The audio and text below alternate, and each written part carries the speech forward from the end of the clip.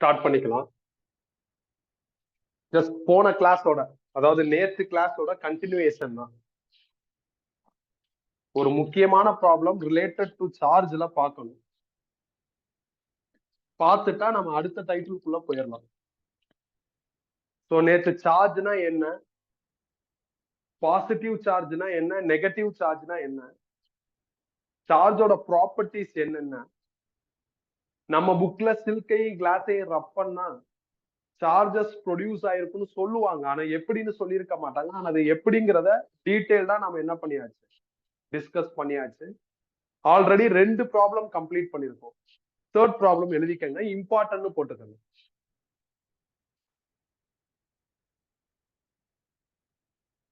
A cup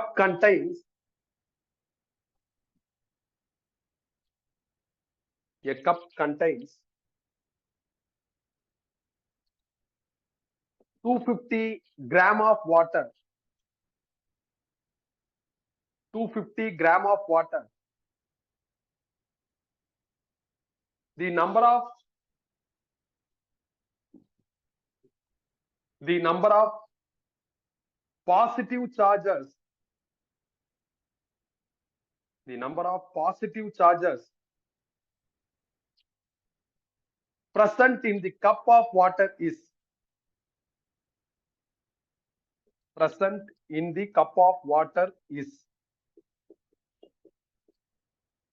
அப்படியே இந்த options எழுதிக்கங்க. இந்த ப்ராப்ளம் இம்பார்ட்டன்ட் போட்டுக்கங்க.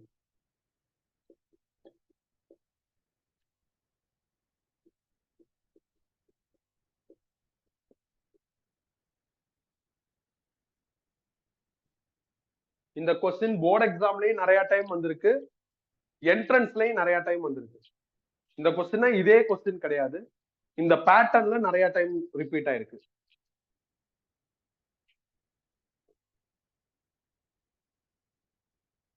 இந்த கொஸ்டின்ல கெமிஸ்ட்ரியும் பிளே ஆகும், பிசிக்ஸும் பிளே ஆகும். 250 கிராம் ஆஃப் வாட்டர்ல டோட்டல் பாசிட்டிவ் சார்ஜ் எவ்வளவு இருக்கும் அப்படின்னு கேட்டிருக்காங்க. அப்ப அவங்க கிவன்ல கொடுத்திருக்கிறது ஒரே ஒரு டேட்டா தான், mass of water is equal to 250 gram. 250 gram of வாட்டர்ல எத்தனை வாட்டர் மாலிகூல்ஸ் இருக்குன்னு நம்ம கண்டுபிடிக்கணும். அந்த சினாரியோ கெமிஸ்ட்ரில அதிகமா அந்த ஸ்டைல் நீ பண்ணிருப்ப. பிசிக்ஸ்லயும் கைனடிக் தியரி ஆஃப் கேஸ் அப்படின்னு ஒரு சாப்டர் இருக்கு, 11th வரும், தெர்மோடைனமிக்ஸோட ஒட்டி வரும். அதுல அந்த ஸ்டைல நீ கொஞ்சம் பார்த்திருப்ப, மறந்துருக்கும். இப்ப இந்த ப்ராப்ளத்துல அதை நம்ம ரீகலெக்ட் பண்ணிடலாம். என்ன என்ன மாலிகுல் பத்தி பேசுறாங்கன்னா வாட்டர் மாலிகுல் பத்தி பேசுறாங்க. வாட்டர்னா H2O. நாம என்ன பண்ணோம் அப்படின்னா இந்த H2O மோலார் மாஸ் கண்டுபிடிக்கணும். So molar mass of H2O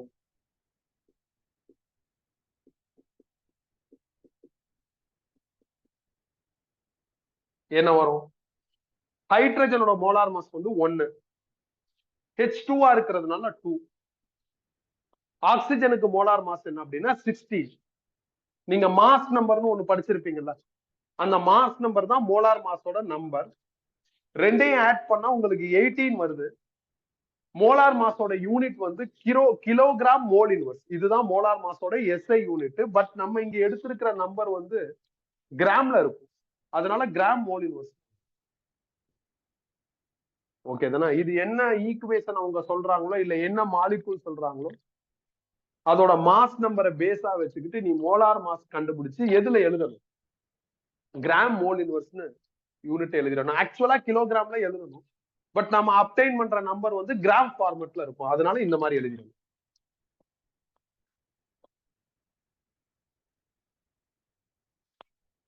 கவனிச்சுட்டே வா, நான் கொஸ்டின் முடிச்சுட்டு நான் உனக்கு சொல்றேன் என்னன்னு. ஸோ இது அடுத்த ஸ்டெப். ஸோ நெக்ஸ்ட் என்ன பண்ணணும் அப்படின்னா number of moles in 250 gram of water கண்டுபிடிக்கணும். இதுக்கான ஃபார்முலா என்ன அப்படின்னா mass of water divided by molar mass of water. வாட்டரோட மாஸ் கொஸ்டின்ல எவ்வளவு சொல்லியிருக்காங்கன்னா 250 கிராம். மோலார் மாஸ் நம்ம கண்டுபிடிச்சாச்சு 18 gram mole inverse. Gram gram cancel ஆயிரும். 250 18 டிவைட் பண்ணா 13.38 வரும். மோல் இன்வெர்ஸ் மேல போயிடுச்சுன்னா மோல்ஸ் வரும். அப்ப 250 கிராம் வாட்டர்ல எத்தனை மோல் இருக்கு? 13.88 மோல்ஸ் இருக்கு. 1 mole is equal to 6.023 into 10 power 23 molecules. இதுக்கு பேர் அவகேட்ரா நம்பர். மாலிகுல்ஸ்னா மாலிகுல்ஸ்னு எழுதுங்க, மோல மோல்னு எழுதுங்க. மாலிகுலையும் மோலையும் சுருக்கி MOLன்னு எழுதாதீங்க. எழுதுனா எது மோல் எது மாலிகுல்னு உனக்கே என்ன ஆயிரும்? தெரியாம கன்ஃபியூஸ் ஆயிரும். சோ ஒரு மோல்ல இத்தனை மாலிகுல்ஸ் இருக்கு. 250 கிராம் ஆஃப் வாட்டர்ல நம்மளுக்கு எத்தனை மோல் இருக்கு? 13.88 மோல்ஸ் இருக்கு. அப்ப 13.88 மோல்ஸ்ல எத்தனை மாலிகுல்ஸ் இருக்கும்? அப்ப total number of molecules in 13.88 moles or 250 gram of water is equal to என்ன வரும்? 13.88 into 6.023 into 10 power 23 எழுதலாம். கரெக்ட் தானே? ஏன்னா ஒரு மோல்ல இத்தனை மாலிகுல்னா 2 மோல்னா இதை டபுள் பண்ணணும், 3 மோல்னா ட்ரிபிள் பண்ணணும். அப்ப 13.88 மோல்ஸ்னா into 13.88 போட வேண்டியதான். போட்டா எனக்கு 83.6 into 10 power 23 மாலிகுல்ஸ். இதுவரை நாம டிஸ்கஸ் பண்ணிருக்கிறது கெமிஸ்ட்ரி. கொஸ்டின் ரொம்ப சிம்பிள், ஒன் லைனா இருக்கும். நிறைய டைம் NCERT எக்ஸாம்ல இந்த கொஸ்டின் 1 மார்க்கா வந்துடும்.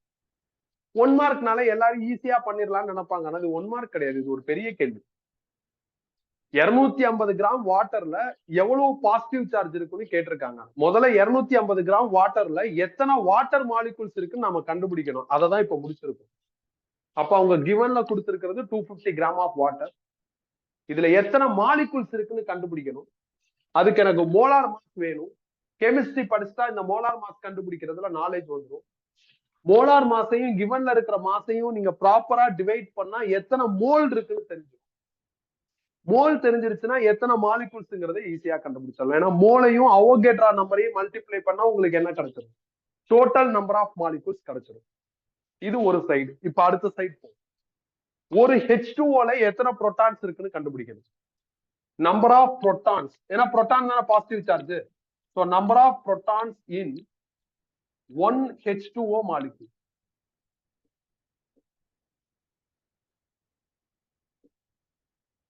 எத்தனை புரோட்டான் வரும்? ஹைட்ரஜன்ல ஒரு புரோட்டான் இருக்கும். H2 இருக்கிறதுனால 2 புரோட்டான். ஆக்சிஜன்ல 8 புரோட்டான் இருக்கும். அப்போ டோட்டலா 10 புரோட்டான். ஓகேவா? அவங்க வந்து क्वेश्चनல 250 கிராம் ஆஃப் வாட்டர்ல உள்ள பாசிட்டிவ் சார்ஜ் மட்டும் தான் கேட்டிருக்காங்க. நெகட்டிவ் சார்ஜை பத்தி பாதர் பண்ண வேண்டிய அவசியமே இல்லை. அப்போ ஒன்லி புரோட்டான் கவுண்ட்டை மட்டும் நீ ஹைலைட் பண்ணா போதும்.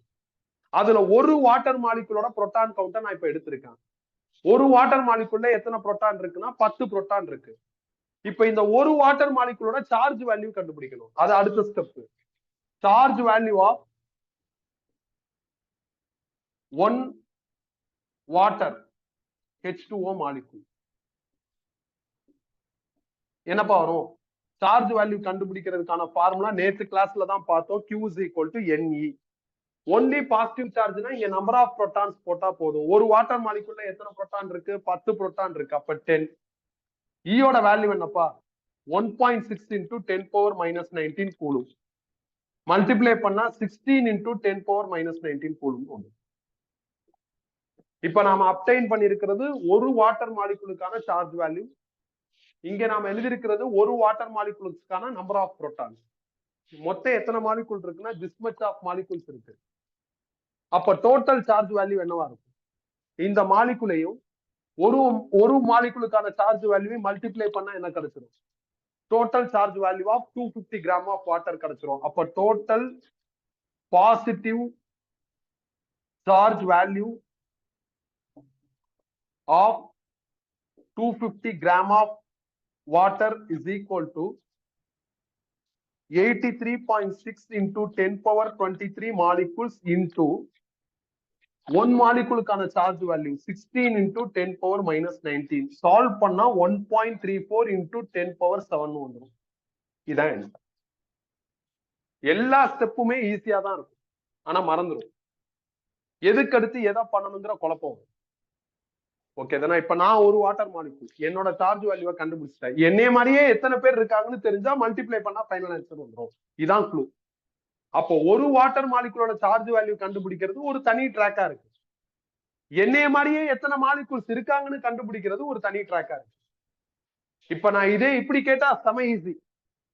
ஒரு வாட்டர் மாலிகுலோட சார்ஜ் வேல்யூ 10, 10 வாட்டர் மாலிகுலோட சார்ஜ் வேல்யூ என்னன்னு கேட்டா 10 into 10 100 ஈஸியா எழுதிடலாம். இங்க கிவன் டேட்டா நம்மளோட கம்ஃபர்டபிலிட்டிக்கு இல்ல. 250 கிராம் ஆஃப் வாட்டர்ல டோட்டல் பாசிட்டிவ் சார்ஜ் என்னன்னு கேக்குறாங்க. அப்ப நான் என்ன பண்ணும்? 250 கிராம் ஆஃப் வாட்டர்ல எத்தனை வாட்டர் மாலிகுல்ஸ் இருக்குன்னு கண்டுபிடிக்கணும். இது ஒரு சேலஞ்ச். வாட்டர் மாலிகுல்ஸ் கண்டுபிடிச்சா மட்டும் பத்தாது. பாசிட்டிவ் சார்ஜோட வேல்யூ கண்டுபிடிக்கிறதுக்கு ஒரு வாட்டர் மாலிகுல்ல எவ்வளவு பாசிட்டிவ் சார்ஜ் இருக்குன்னு கண்டுபிடிக்கணும். இது அடுத்த சேலஞ்ச். அதுக்கப்புறம் தான் ஃபைனல் ஆன்சருக்கு போகும். ஓகே, இதுல நம்ம ஒரு தப்பு பண்ணுவோம். என்னன்னா அவசரத்துல இங்க 16 போட்டுருவோம். புரோட்டான் வேற மாஸ் நம்பர் வேற, ரெண்டையும் போட்டு குழப்பிடக்கூடாது. இங்க அவசரத்துல 8ன்னு போடுவோம். நிறைய தப்புகளும் வர்றதுக்கு என்ன இருக்கு, வாய்ப்பு இருக்கு. இப்ப இதே கொஸ்டின்ல நெகட்டிவ் சார்ஜ் வேல்யூ கேட்டாங்கன்னா என்னப்பா வரும்? இதே கொஸ்டின்ல நெகட்டிவ் சார்ஜ் வேல்யூ கேட்டா என்ன வரும்? இதே ஆன்சர் தான் வரும். என்ன இந்த இடத்துல மைனஸ் போடும், வேற எந்த மாற்றமும் கிடையாது. இதே கொஸ்டின்ல டோட்டல் சார்ஜ் கேட்டிருந்தா என்ன ஆகும்? எதையும் கண்டுபிடிக்க வேண்டியல, ஜீரோன்னு போட்டுடலாம். ஏன்னா ஆட்டம் மாலிகூல்ஸ்ல எல்லாம் நெட் சார்ஜ் என்னது? ஜீரோ. அப்போ கொஸ்டினை ஈஸியாவும் கேட்கலாம், கொஸ்டினை கஷ்டமாவும் கேட்கலாம். கிவன் டேட்டாவை நம்மளோட கம்ஃபர்டபிலிட்டிக்கும் கொடுக்கலாம், இந்த மாதிரி அன்கம்ஃபர்டபுளாவும் கொடுக்கும். இது அன்கம்ஃபர்டபுள் டேட்டா. கொஸ்டின் ஈஸி, படிச்சு பார்த்தா ஈஸியா இருக்கும். படிக்கிறப்ப ஒரு திருப்தி வந்துடும், சிம்பிளா இருக்கே அப்படின்ட்டு. ப்ரொசீட் பண்றப்ப அப்படி இருக்காது. ப்ரொசீட் பண்றப்போ வளவலன்னு போகுது. நீ யோசிச்சு பாரு, பிசிக்ஸ் எக்ஸாம்ல 12th 11th பிசிக்ஸ்ல படிச்ச கைனடிக் தியரி ஆஃப் கேஸ் ஞாபகம் இருக்குமானா இருக்காது. கெமிஸ்ட்ரி ஞாபகம் இருக்குமானா இருக்காது. அப்ப எக்ஸாம் ஆல்ல இந்த கொஸ்டின் எப்படி மாறும்? கஷ்டமா மாறும். வாட்டர் கம்ஃபர்டபுளான மாலிகுலா, அதனால இந்த கொஸ்டின் அப்ரோச் பண்ணணுங்கிற இன்டென்ஷன் தான் வரும், விட்டுட்டு போலாங்கிற இன்டென்ஷன் வராது. அப்ரோச் பண்ணா ஒரு 5 நிமிஷமாவது ஆகும் ஃபைனல் ஆன்சர் எடுக்கிறது. ஏன்னா மல்டிப்ளை பண்ணணும்ல, தப்பு இல்லாம பண்ணலாம். மல்டிபிளிகேஷன் தான், மல்டிபிளிகேஷன் எப்படி இருந்தாலும் பண்ணிடலாம். டிவிஷன் வந்தாதான் கஷ்டம், கேன்சல் பண்றது அது இருக்கு. மல்டிபிளிகேஷன் எவ்வளவு பெரிய நம்பரா இருந்தாலும் என்ன பண்ணிடலாம். மல்டிப்ளை பண்ணணும், அதுல மிஸ்டேக்ஸ் வரக்கூடாது. 10 வரும், இங்க 16 வரும், சாரி இங்க 18 வரும். இதை மனப்பாடம் பண்ணக்கூடாது, கரெக்டா கண்டுபிடிக்கணும். நாளைக்கு 250 கிராமுக்கு பதில் 125 கிராம் சொன்னா ப்ரொசீஜர் இதான், இங்க நம்பர் மாறிடும். ஏன்னா இங்க 125 போடுவேன், மாறும். இதை இதால டிவைட் பண்ணும், சில நேரத்துல மாத்தி டிவைட் பண்ணிடுவோம். அதனாலதான் யூனிட் எழுதியிருக்காங்க. கிராம் என்ன ஆயிரும், கேன்சல் ஆகி மேல போயிடுச்சுன்னா என்ன வரும்? மோல்னு வரும். அப்ப யூனிட் வைஸ் அதை கரெக்டா என்ன பண்ணும், எழுத பார்க்கணும். ஸோ எல்லாமே இருக்கு, சிம்பிள், லென்த்தி. நாம எக்ஸிக்யூட் பண்றப்ப நம்ம இப்ப இந்த கொஸ்டினை நான் பாக்குறேன், புரியுது அப்படின்ட்டு ஸ்கிப் பண்ணிட்டு அடுத்த கொஸ்டினுக்கு போயிட்டு இப்படியே எக்ஸாம் ஆளுக்கு போறேன், இது வருது, என்னால ப்ரொசீட் பண்ண முடியாது, தப்பு உண்டு. ஒரு தடவையாவது 2 தடவையாவது நம்ம என்ன பண்ணணும், ட்ரை பண்ணி பார்க்கணும். இந்த கொஸ்டினை நான் ப்ரொசீட் பண்ணிட்டேன், இதே கொஸ்டின் வந்துருச்சு, நான் அவசரத்துல இதே நம்பர் இதே கொஸ்டின் தானே, இந்த ஆன்சரை பிக் பண்ணலான்னு பிக் பண்ணிடாது. கொஞ்சம் கவனமா கொஸ்டினை பாரு. சம்டைம்ஸ் டோட்டல் சார்ஜ் கேட்டிருப்பாங்க, கேட்டா என்ன ஒண்ணு ஜீரோ வந்துடும். ஜீரோன்னு ஒரு ஆப்ஷன்ல இருக்கும், நம்ம அதை நோட்டீஸ் பண்ணாம இதே கொஸ்டின் நம்ம நோட்ஸ்ல இருக்கு, கிளாஸ்ல பார்த்தாச்சு அப்படின்னு ஆன்சரை பிக் பண்ணிட்டு போயிடாது. கொஸ்டின் ஒன்னா இருக்கும், ஆனா டிமாண்ட் வேற வேற மாதிரி இருக்கும். அதனால எல்லா இடத்துலயும் எப்படி இருக்கும்னா கேர்ஃபுல்லா இருக்கும், எழுதிக்கிறது. டவுட் இருந்தா கேட்கலாம். உனக்கு புரிஞ்சிருக்கும்னு நினைக்கிறேன்டா. 250 கிராம் ஆஃப் வாட்டர்ல எவ்வளவு பாசிட்டிவ் சார்ஜ் இருக்குன்னு கேட்டிருக்காங்க, அதான் கொஸ்டின், எழுதிக்க.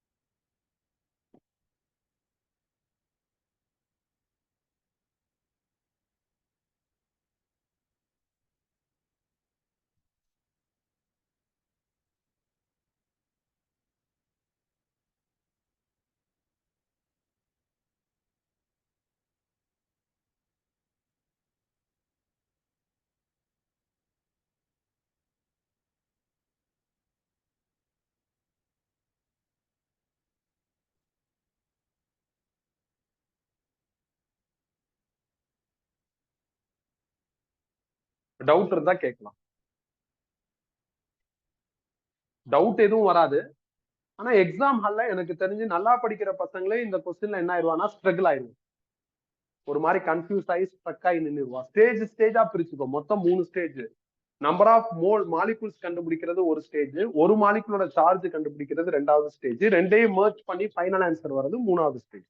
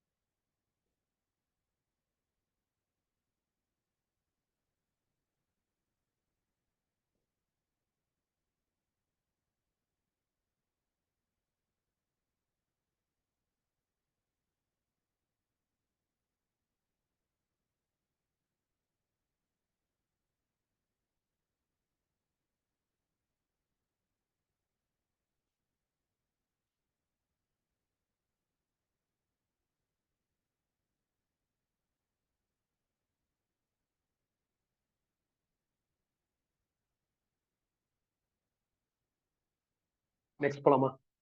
4th கொஸ்டின் எழுதுங்க.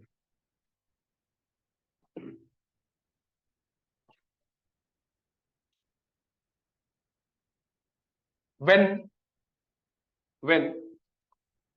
2 objects are rubbed, when 2 objects are rubbed with each other approximately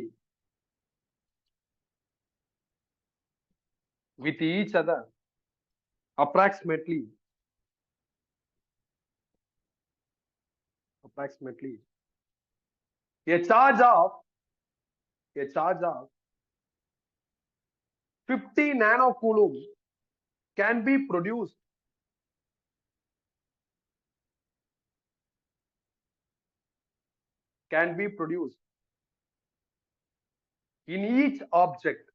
50 nanocoulomb can be produced in each object.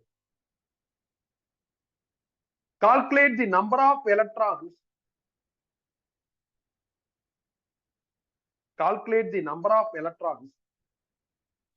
that must be transferred to produce this charge.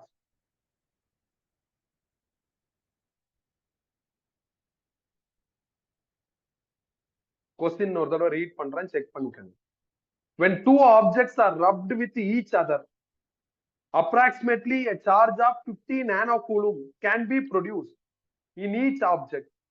Calculate the number of electrons that must be transferred to produce this charge அப்படின்னு கேட்டிருக்காங்க.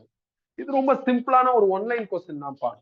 சார்ஜோட value கொடுத்துட்டாங்க 50 nanocoulomb, கொடுத்துட்டு number of electrons கேட்டிருக்காங்க.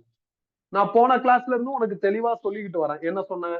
Number of electrons கொடுத்தாவோ கேட்டாவோ எந்த formula prepare பண்ணலாம்?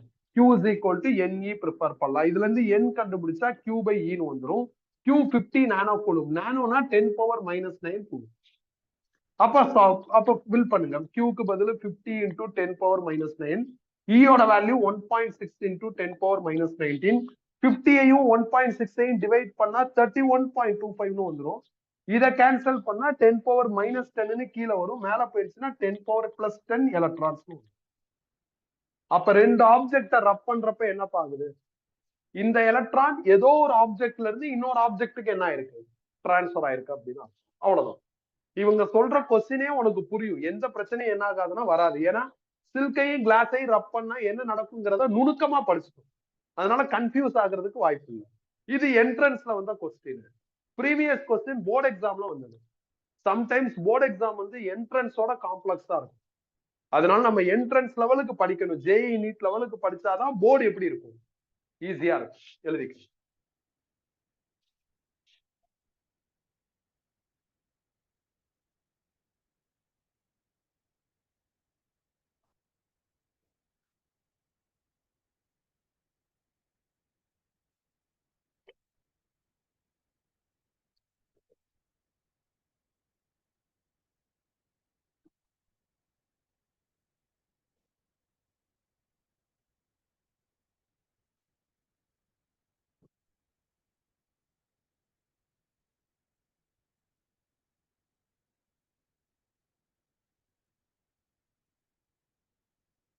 கம்ப்ளீட்டடா?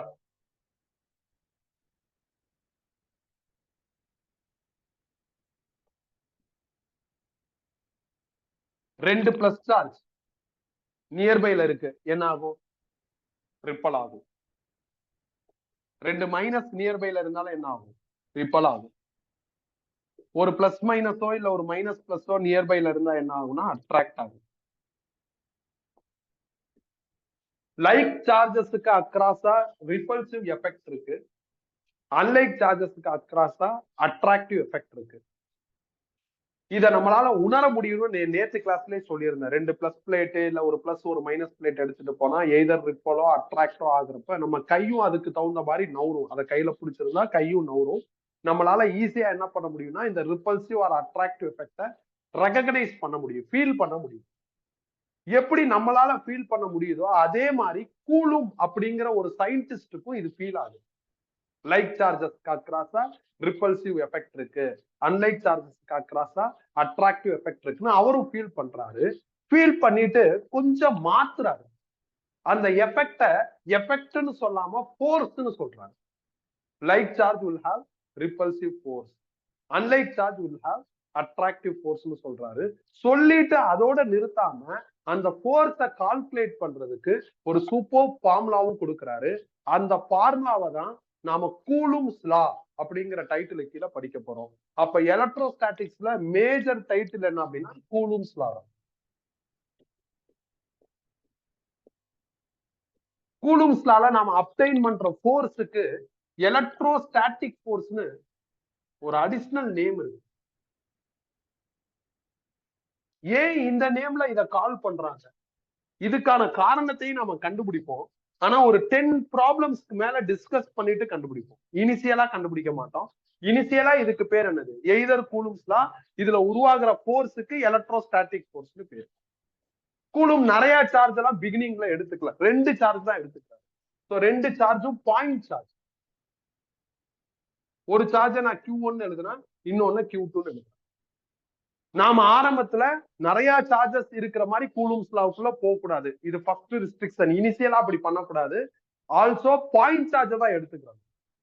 Sphere மாதிரி இருக்கிற charge, wire மாதிரி இருக்கிற சார்ஜ், இந்த பேப்பர் மாதிரி இருக்கிற சார்ஜ் எல்லாம் எடுத்துக்கூடாது. இது ஃபுல்லா பிளஸ் சார்ஜ், இதெல்லாம் ஆரம்பத்துல எடுத்துக்கூடாது, மாட்டிக்கும், டைம் ஆகும். ஸ்டேஜ் பை ஸ்டேஜா தான் போகணும். அப்போ பாயிண்ட் சார்ஜ் எடுத்துக்கிறணும். அதுலயும் ரெண்டு சார்ஜ் தான் எடுத்துக்கிறணும். அந்த ரெண்டு சார்ஜோட பொலாரிட்டி எப்படி இருக்கலாம்னா இந்த 4 பாசிபிலிட்டியில எதுவா வேணாலும் இருக்கலாம். ரெண்டுமே பிளஸ்ஸா இருக்கலாம், இல்ல ரெண்டுமே மைனஸா இருக்கலாம், இல்ல ஒன்னு பிளஸ் ஒன்னு மைனஸ், எப்படி வேணாலும் இருக்கலாம். ஆனா டெஃபினட்டா உங்களுக்கு அக்ராஸா என்ன இருக்கும்? ஒன்னு ரிப்பல்சிவ் எஃபெக்ட் இருக்கும், ஆர் அட்ராக்டிவ் எஃபெக்ட் இருக்கும். கூலும் அந்த எஃபெக்ட் என்ன சொல்றாரு? ஃபோர்ஸ்னு சொல்றாரு. சொல்லிட்டு that force directly proportional to product of two charge அப்படிங்கிறாரு. inversely proportional to square of distance between them அப்படிங்கிறாரு.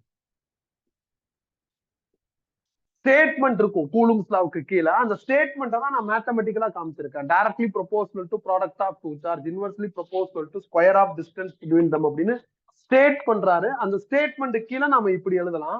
நாம மேக்ஸ்ல படிச்ச ஒரு லாஜிக் தான். எப்ப ப்ரொபோஷனல் இருந்தாலும் நாம என்ன பண்ணலாம், அதை தூக்கிட்டு ஒரு கான்ஸ்டன்ட் போடலாம். அந்த கான்ஸ்டன்ட்டை கேன்னு எழுதுறேன். ரிமைனிங் சிம்பிள்ஸ் அப்படியே ரீடைன் பண்றேன். லேட்டரா கூலும் நிறைய இன்வெஸ்டிகேஷனுக்கு அப்புறம் இந்த கேவை இப்படி ரீப்ளேஸ் பண்றாருப்பா. 1/4 epsilon naught Q1 Q2 by R². கேக்கு பதில் இதை ரீப்ளேஸ் பண்றேன். இது இந்த இடத்துல நான் கண்டுபிடிச்சிருக்கிற டேம் என்னப்பா, ஃபோர்ஸ். ஃபோர்ஸோட யூனிட் என்னது, நியூட்டன். டெம்பரவரியா இதை ஈக்குவேஷன் 1 அப்படின்னு இருக்கு. இந்த ஃபார்முலாவை நான் ஃபர்ஸ்ட் டைம் பாக்குறப்ப எனக்குள்ளே நிறைய டவுட்டை ஜெனரேட் பண்ண ஆரம்பிச்சேன். ஏன் force directly proportional to product of two சார்ஜா இருக்கணும், அடிஷனா இருக்கக்கூடாதா, சப்ட்ராக்ஷனா இருக்கக்கூடாதா, டிவிஷனா இருக்கக்கூடாதுன்னு சில டவுட் வருது. சரி, product of two charge accept பண்ணிக்கிட்டாலும் இங்க ஸ்கொயர் வரக்கூடாதா, இங்க கியூப் வரக்கூடாதா, இங்க ஆர்னு வரக்கூடாதா அப்படின்னு இந்த லுக்லயே ஏகப்பட்ட டிமாண்ட், ஏகப்பட்ட டவுட்ஸ் என்ன ஆகுதுன்னா ஜெனரேட் ஆகுது. ப்ரொபோஷனல் தூக்கிட்டு கே போடுற வரையும் அப்செக்ஷன் வரல. கேக்கு பதில் இதை எப்படி போட்டாங்க, எப்சிலான் நாட்னா என்ன அப்படின்னா அகைன் எனக்கு என்ன ஆகுதுன்னா இதுக்குள்ள நிறைய டவுட்ஸ் தான் வருது. ஓவராலா இந்த டவுட் எல்லாத்தையும் மர்ஜ் பண்ணி ஒரு சிங்கிள் டவுட்டா மாத்திக்கலாம். இந்த ஃபார்முலா எங்க இருந்து வந்துச்சு அப்படின்னு மாத்திக்கலாம். கரெக்ட் தானே? ஸ்டேட்மெண்ட் கீழே ஃபார்முலா எழுதுனா அப்ப அந்த ஸ்டேட்மெண்ட் எங்க இருந்து வந்துச்சு. சரி, ஃபார்முலா எழுதுனா கே போட்டீங்க, கேக்கு பதில் இது எப்படி வந்துச்சு, ஏன் இங்க ஸ்கொயர் வரல, ஏன் இங்க கியூப் வரல, இங்க ஏன் ஆர்னு வரல, இது ஏன் மேல போகல, அது ஏன் கீழே வரல. அப்ப ஓவராலா இந்த லுக் ஃப்ரம் வேர் அப்படின்னு ஒரு கேள்வி வருது. அந்த கேள்விக்கு பதில் தேடுறப்ப எல்லா புக்கும் சொல்லி வச்ச மாதிரி இந்த போர்ஸ கிராவிடேஷனல்லான்னு 11th பிசிக்ஸ்ல ஒரு ஃபார்முலா படிச்சிருப்பீங்களா, நியூட்டன்ஸ் கிராவிடேஷனல்லா, அதோட மேப் பண்ணி எக்ஸ்பிளைன் பண்றாங்க.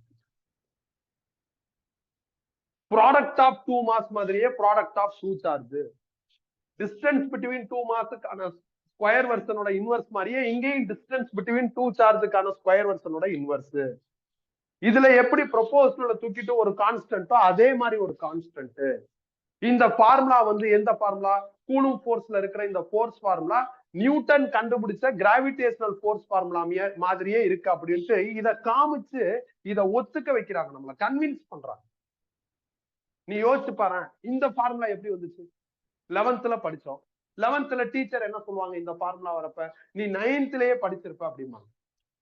9th நீ சப்போஸ் இந்த ஃபார்முலா எப்படி வந்துச்சுன்னு டீச்சர்ட்ட டவுட் கேட்டா என்ன சொல்லிருப்பாங்க 9th டீச்சர், 11th போய் படிப்ப அப்படிமா. கரெக்டா? 11th கேட்டா 9th படிச்சாச்சு, 9th கேட்டா 11th படிப்ப. இப்ப புதுசா ஒரு ஃபார்முலா வந்திருக்கு, உனக்கு ஒரு டவுட் வருது இது எங்க இருந்து வந்துச்சுன்ட்டு. அப்ப டீச்சர் என்ன சொல்றாங்க, இத பாரு இதே மாதிரிதான் அது இருக்கு, ஒத்துக்கோ அப்படிங்கிறாங்க. அப்போ ஓவராலா ஏமாத்திக்கிட்டே இருந்திருக்காங்க. இந்த ஃபார்முலாவோ இல்ல இந்த ஃபார்முலாவோ எப்படி வந்துச்சுன்னு எங்கேயும் என்ன பண்ணல, எந்த டீச்சரும் எக்ஸ்பிளைன் பண்ணல. ஏன் பண்ணலன்னா புக்ல எக்ஸ்பிளைன் ஆயிருக்காது, அதனால பண்ணல, விட்டாங்க. நாம அப்படி விட்டுற முடியாது.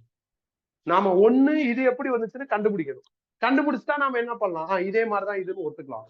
ஆர்எல்ஸ் இது எப்படி வந்துச்சுன்னு கண்டுபிடிக்கும், நான் இது எப்படி வந்துச்சுன்னே எக்ஸ்பிளைன் பண்ணேன். அதான் நல்லது. ஏன்னா கூலும் ரொம்ப ஸ்ட்ராங்கா சொல்றாரு, இதை கொண்டு வராதீங்க அப்படிங்கிறாரு. கிராவிடேஷனல் ஃபோர்ஸ் ஒரு டம்மி ஃபோர்ஸ், என்னோட ஃபோர்ஸ் வந்து பவர்ஃபுல்லான ஃபோர்ஸ். நீங்க தயவு செய்து என் ஃபோர்ஸோட கிராவிடேஷனல் ஃபோர்ஸை கம்பேர் பண்ணி என் ஃபோர்ஸோட குவாலிட்டியை டைல்யூட் பண்ணாதீங்கிறது கூலுமோட டிமாண்ட், கூலுமோட என்ன சொல்றது ஆர்குமெண்ட். அதனால அவர் வந்து இதை கண்டுக்கவே இல்லை.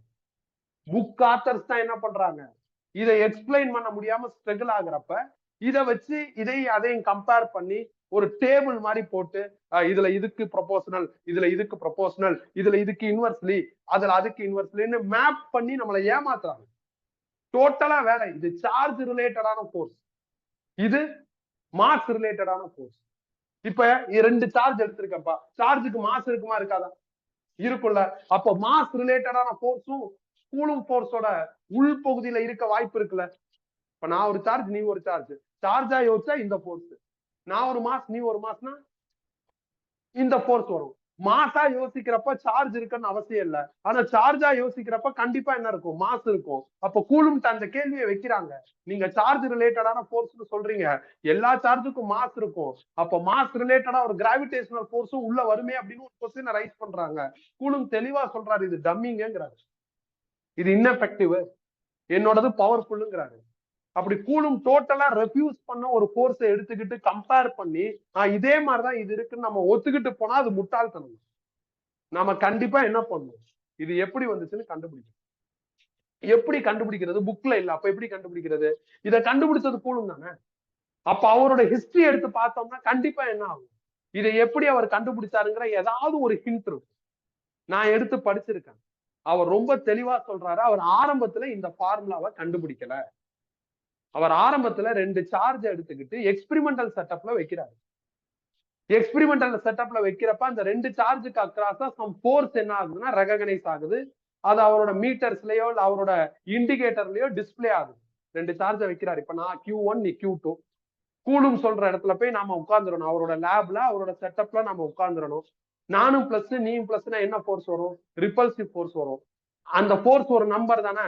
அந்த நம்பர் என்ன, அந்த ஆன்சர் என்னங்கிறது அவரோட எக்ஸ்பிரிமெண்ட்ல அவரால் கண்டுபிடிக்க முடியுது. அந்த எக்ஸ்பிரிமெண்ட் எப்படி செய்யறதுங்கிறது தனியா பாத்துக்கலாம். எனக்கு வாய்ப்பு கிடைச்சா நான் அதையும் உனக்கு செஞ்சு காமிக்கிறேன், இல்ல சொல்லி தரேன், அது தனி லாஜிக்.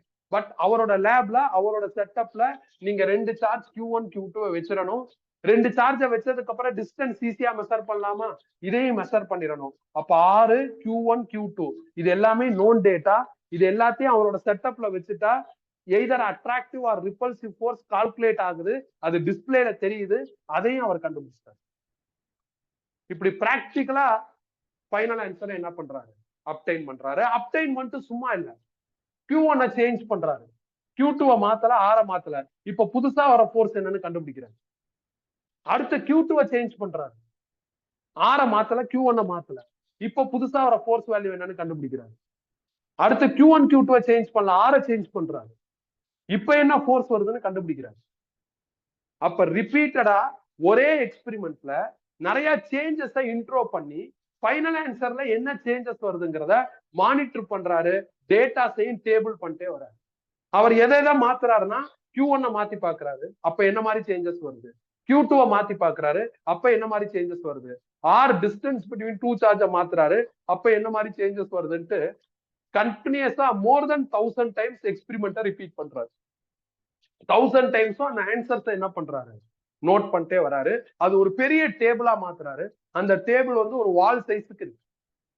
அவ்வளவு தடவை அதை பண்றாரு. ஒரு தடவை எக்ஸ்பிரிமெண்ட் பண்றதான கஷ்டம். அதுக்கப்புறம் அதே எக்ஸ்பிரிமெண்ட் தானே திருப்பி பண்ண போறாரு. வேல்யூஸ் தானே மாத்தணும். அப்ப வேற வேற வேல்யூஸ் வச்சு லைட்டா டிஸ்டன்ஸ மாத்தி வேல்யூஸை ஹெவியா சேஞ்ச் பண்றது, வேல்யூஸை மைனூட்டா சேஞ்ச் பண்றதுன்னு ஆல் பாசிபிள் சேஞ்சஸை இன்ட்ரோ பண்ணி for those possible changes what kind of result to be gathered அப்படிங்கிறத அவர் மார்க் பண்ணி வச்சுக்கிட்டு இந்த பிராக்டிக்கல் ஆன்சர் வர்ற, இந்த ஃபைனல் ஆன்சர் வர்ற மாதிரி ஒரு தியரிட்டிக்கல் ஃபார்முலாவை ரெடி பண்றாரு. அந்த ஃபார்முலா தான் இது. இப்போதைக்கு இந்த வேல்யூ நோன் அஸ்யூம் பண்ணிக்கோ. Q1 Q2 R இங்க இருந்து கலெக்ட் பண்ணி இந்த இடத்துல ஃபில் பண்ணணும். போட்டா தியரிட்டிக்கலா ஒரு ஆன்சர் வருமா? அந்த தியரிட்டிக்கல் ஆன்சரும் இந்த பிராக்டிக்கல் ஆன்சரும் கரெக்டா இருந்ததுன்னா இந்த ஃபார்முலா ட்ரூ தானே. அப்படிதான் இந்த ஃபார்முலாவை ரெடி பண்ணும். ஓகேவா? பிராக்டிக்கல் ஆன்சரை சாட்டிஸ்ஃபை பண்ற ஒரு தியரிட்டிக்கல் ஃபார்முலா, அதுதான் இது. ஒரே ஒரு காலம்ல மட்டும் ஓகே ஆயிடுச்சு. அடுத்தடுத்த காலம் வெரிஃபை பண்றப்ப தப்பா இருந்ததுன்னா இந்த ஃபார்முலா தப்பு.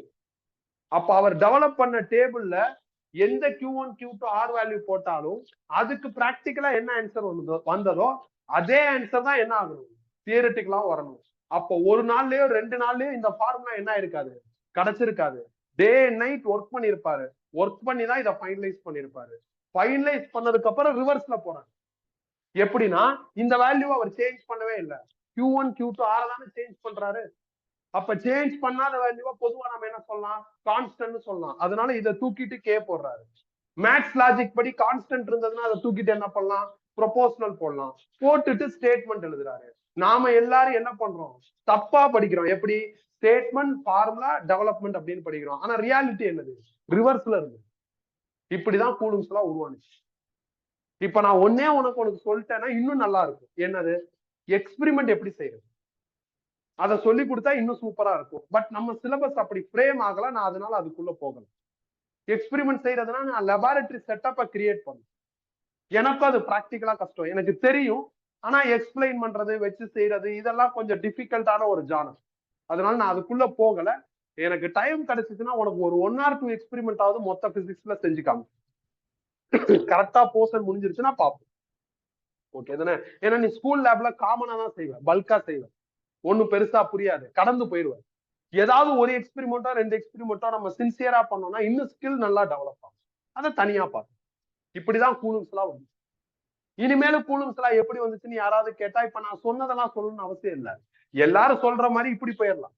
நீ ஒரு தடவையும் ரிவர்ஸ்ல போய் இப்படிதான் கண்டுபிடிச்சாங்க, இந்த மாதிரிதான் டெவலப் பண்ணாங்கன்னு யோசிக்க வேண்டிய அவசியம் இல்லை. கூலம்ஸ் லா அப்பியரன்ஸ் சிமிலர் லைக் கிராவிடேஷனல் லா அப்படின்னு கம்பாரிசன் எல்லாம் காமிச்சு தியரி எக்ஸாம்ல ஏதாவது கொஸ்டின் கேட்டா சூப்பரா எழுதிட்டு போயிடலாம். அவ்வளவுதான். நான் பர்சனலா கூலும் எப்படி இதை டெவலப் பண்ணாருங்கிறத கொஞ்சம் ஆத்தென்டிகேட்டடா சொல்லுவேன். ஓகே தானே?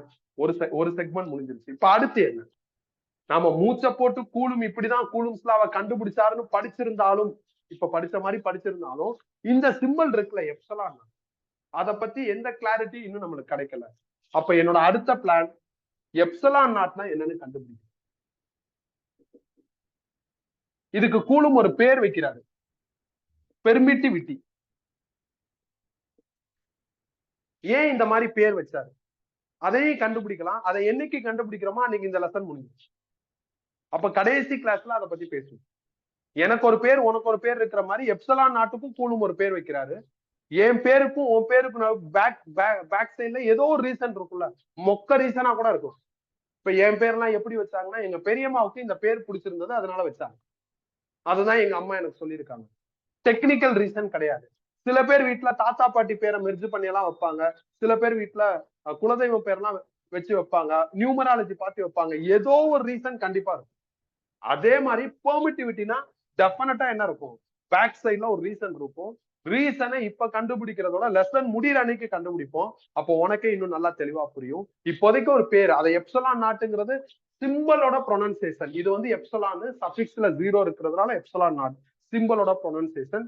அதுக்கு ஒரு நேம் இருக்கு, அந்த நேம் என்னது, பெர்மிட்டிவிட்டி.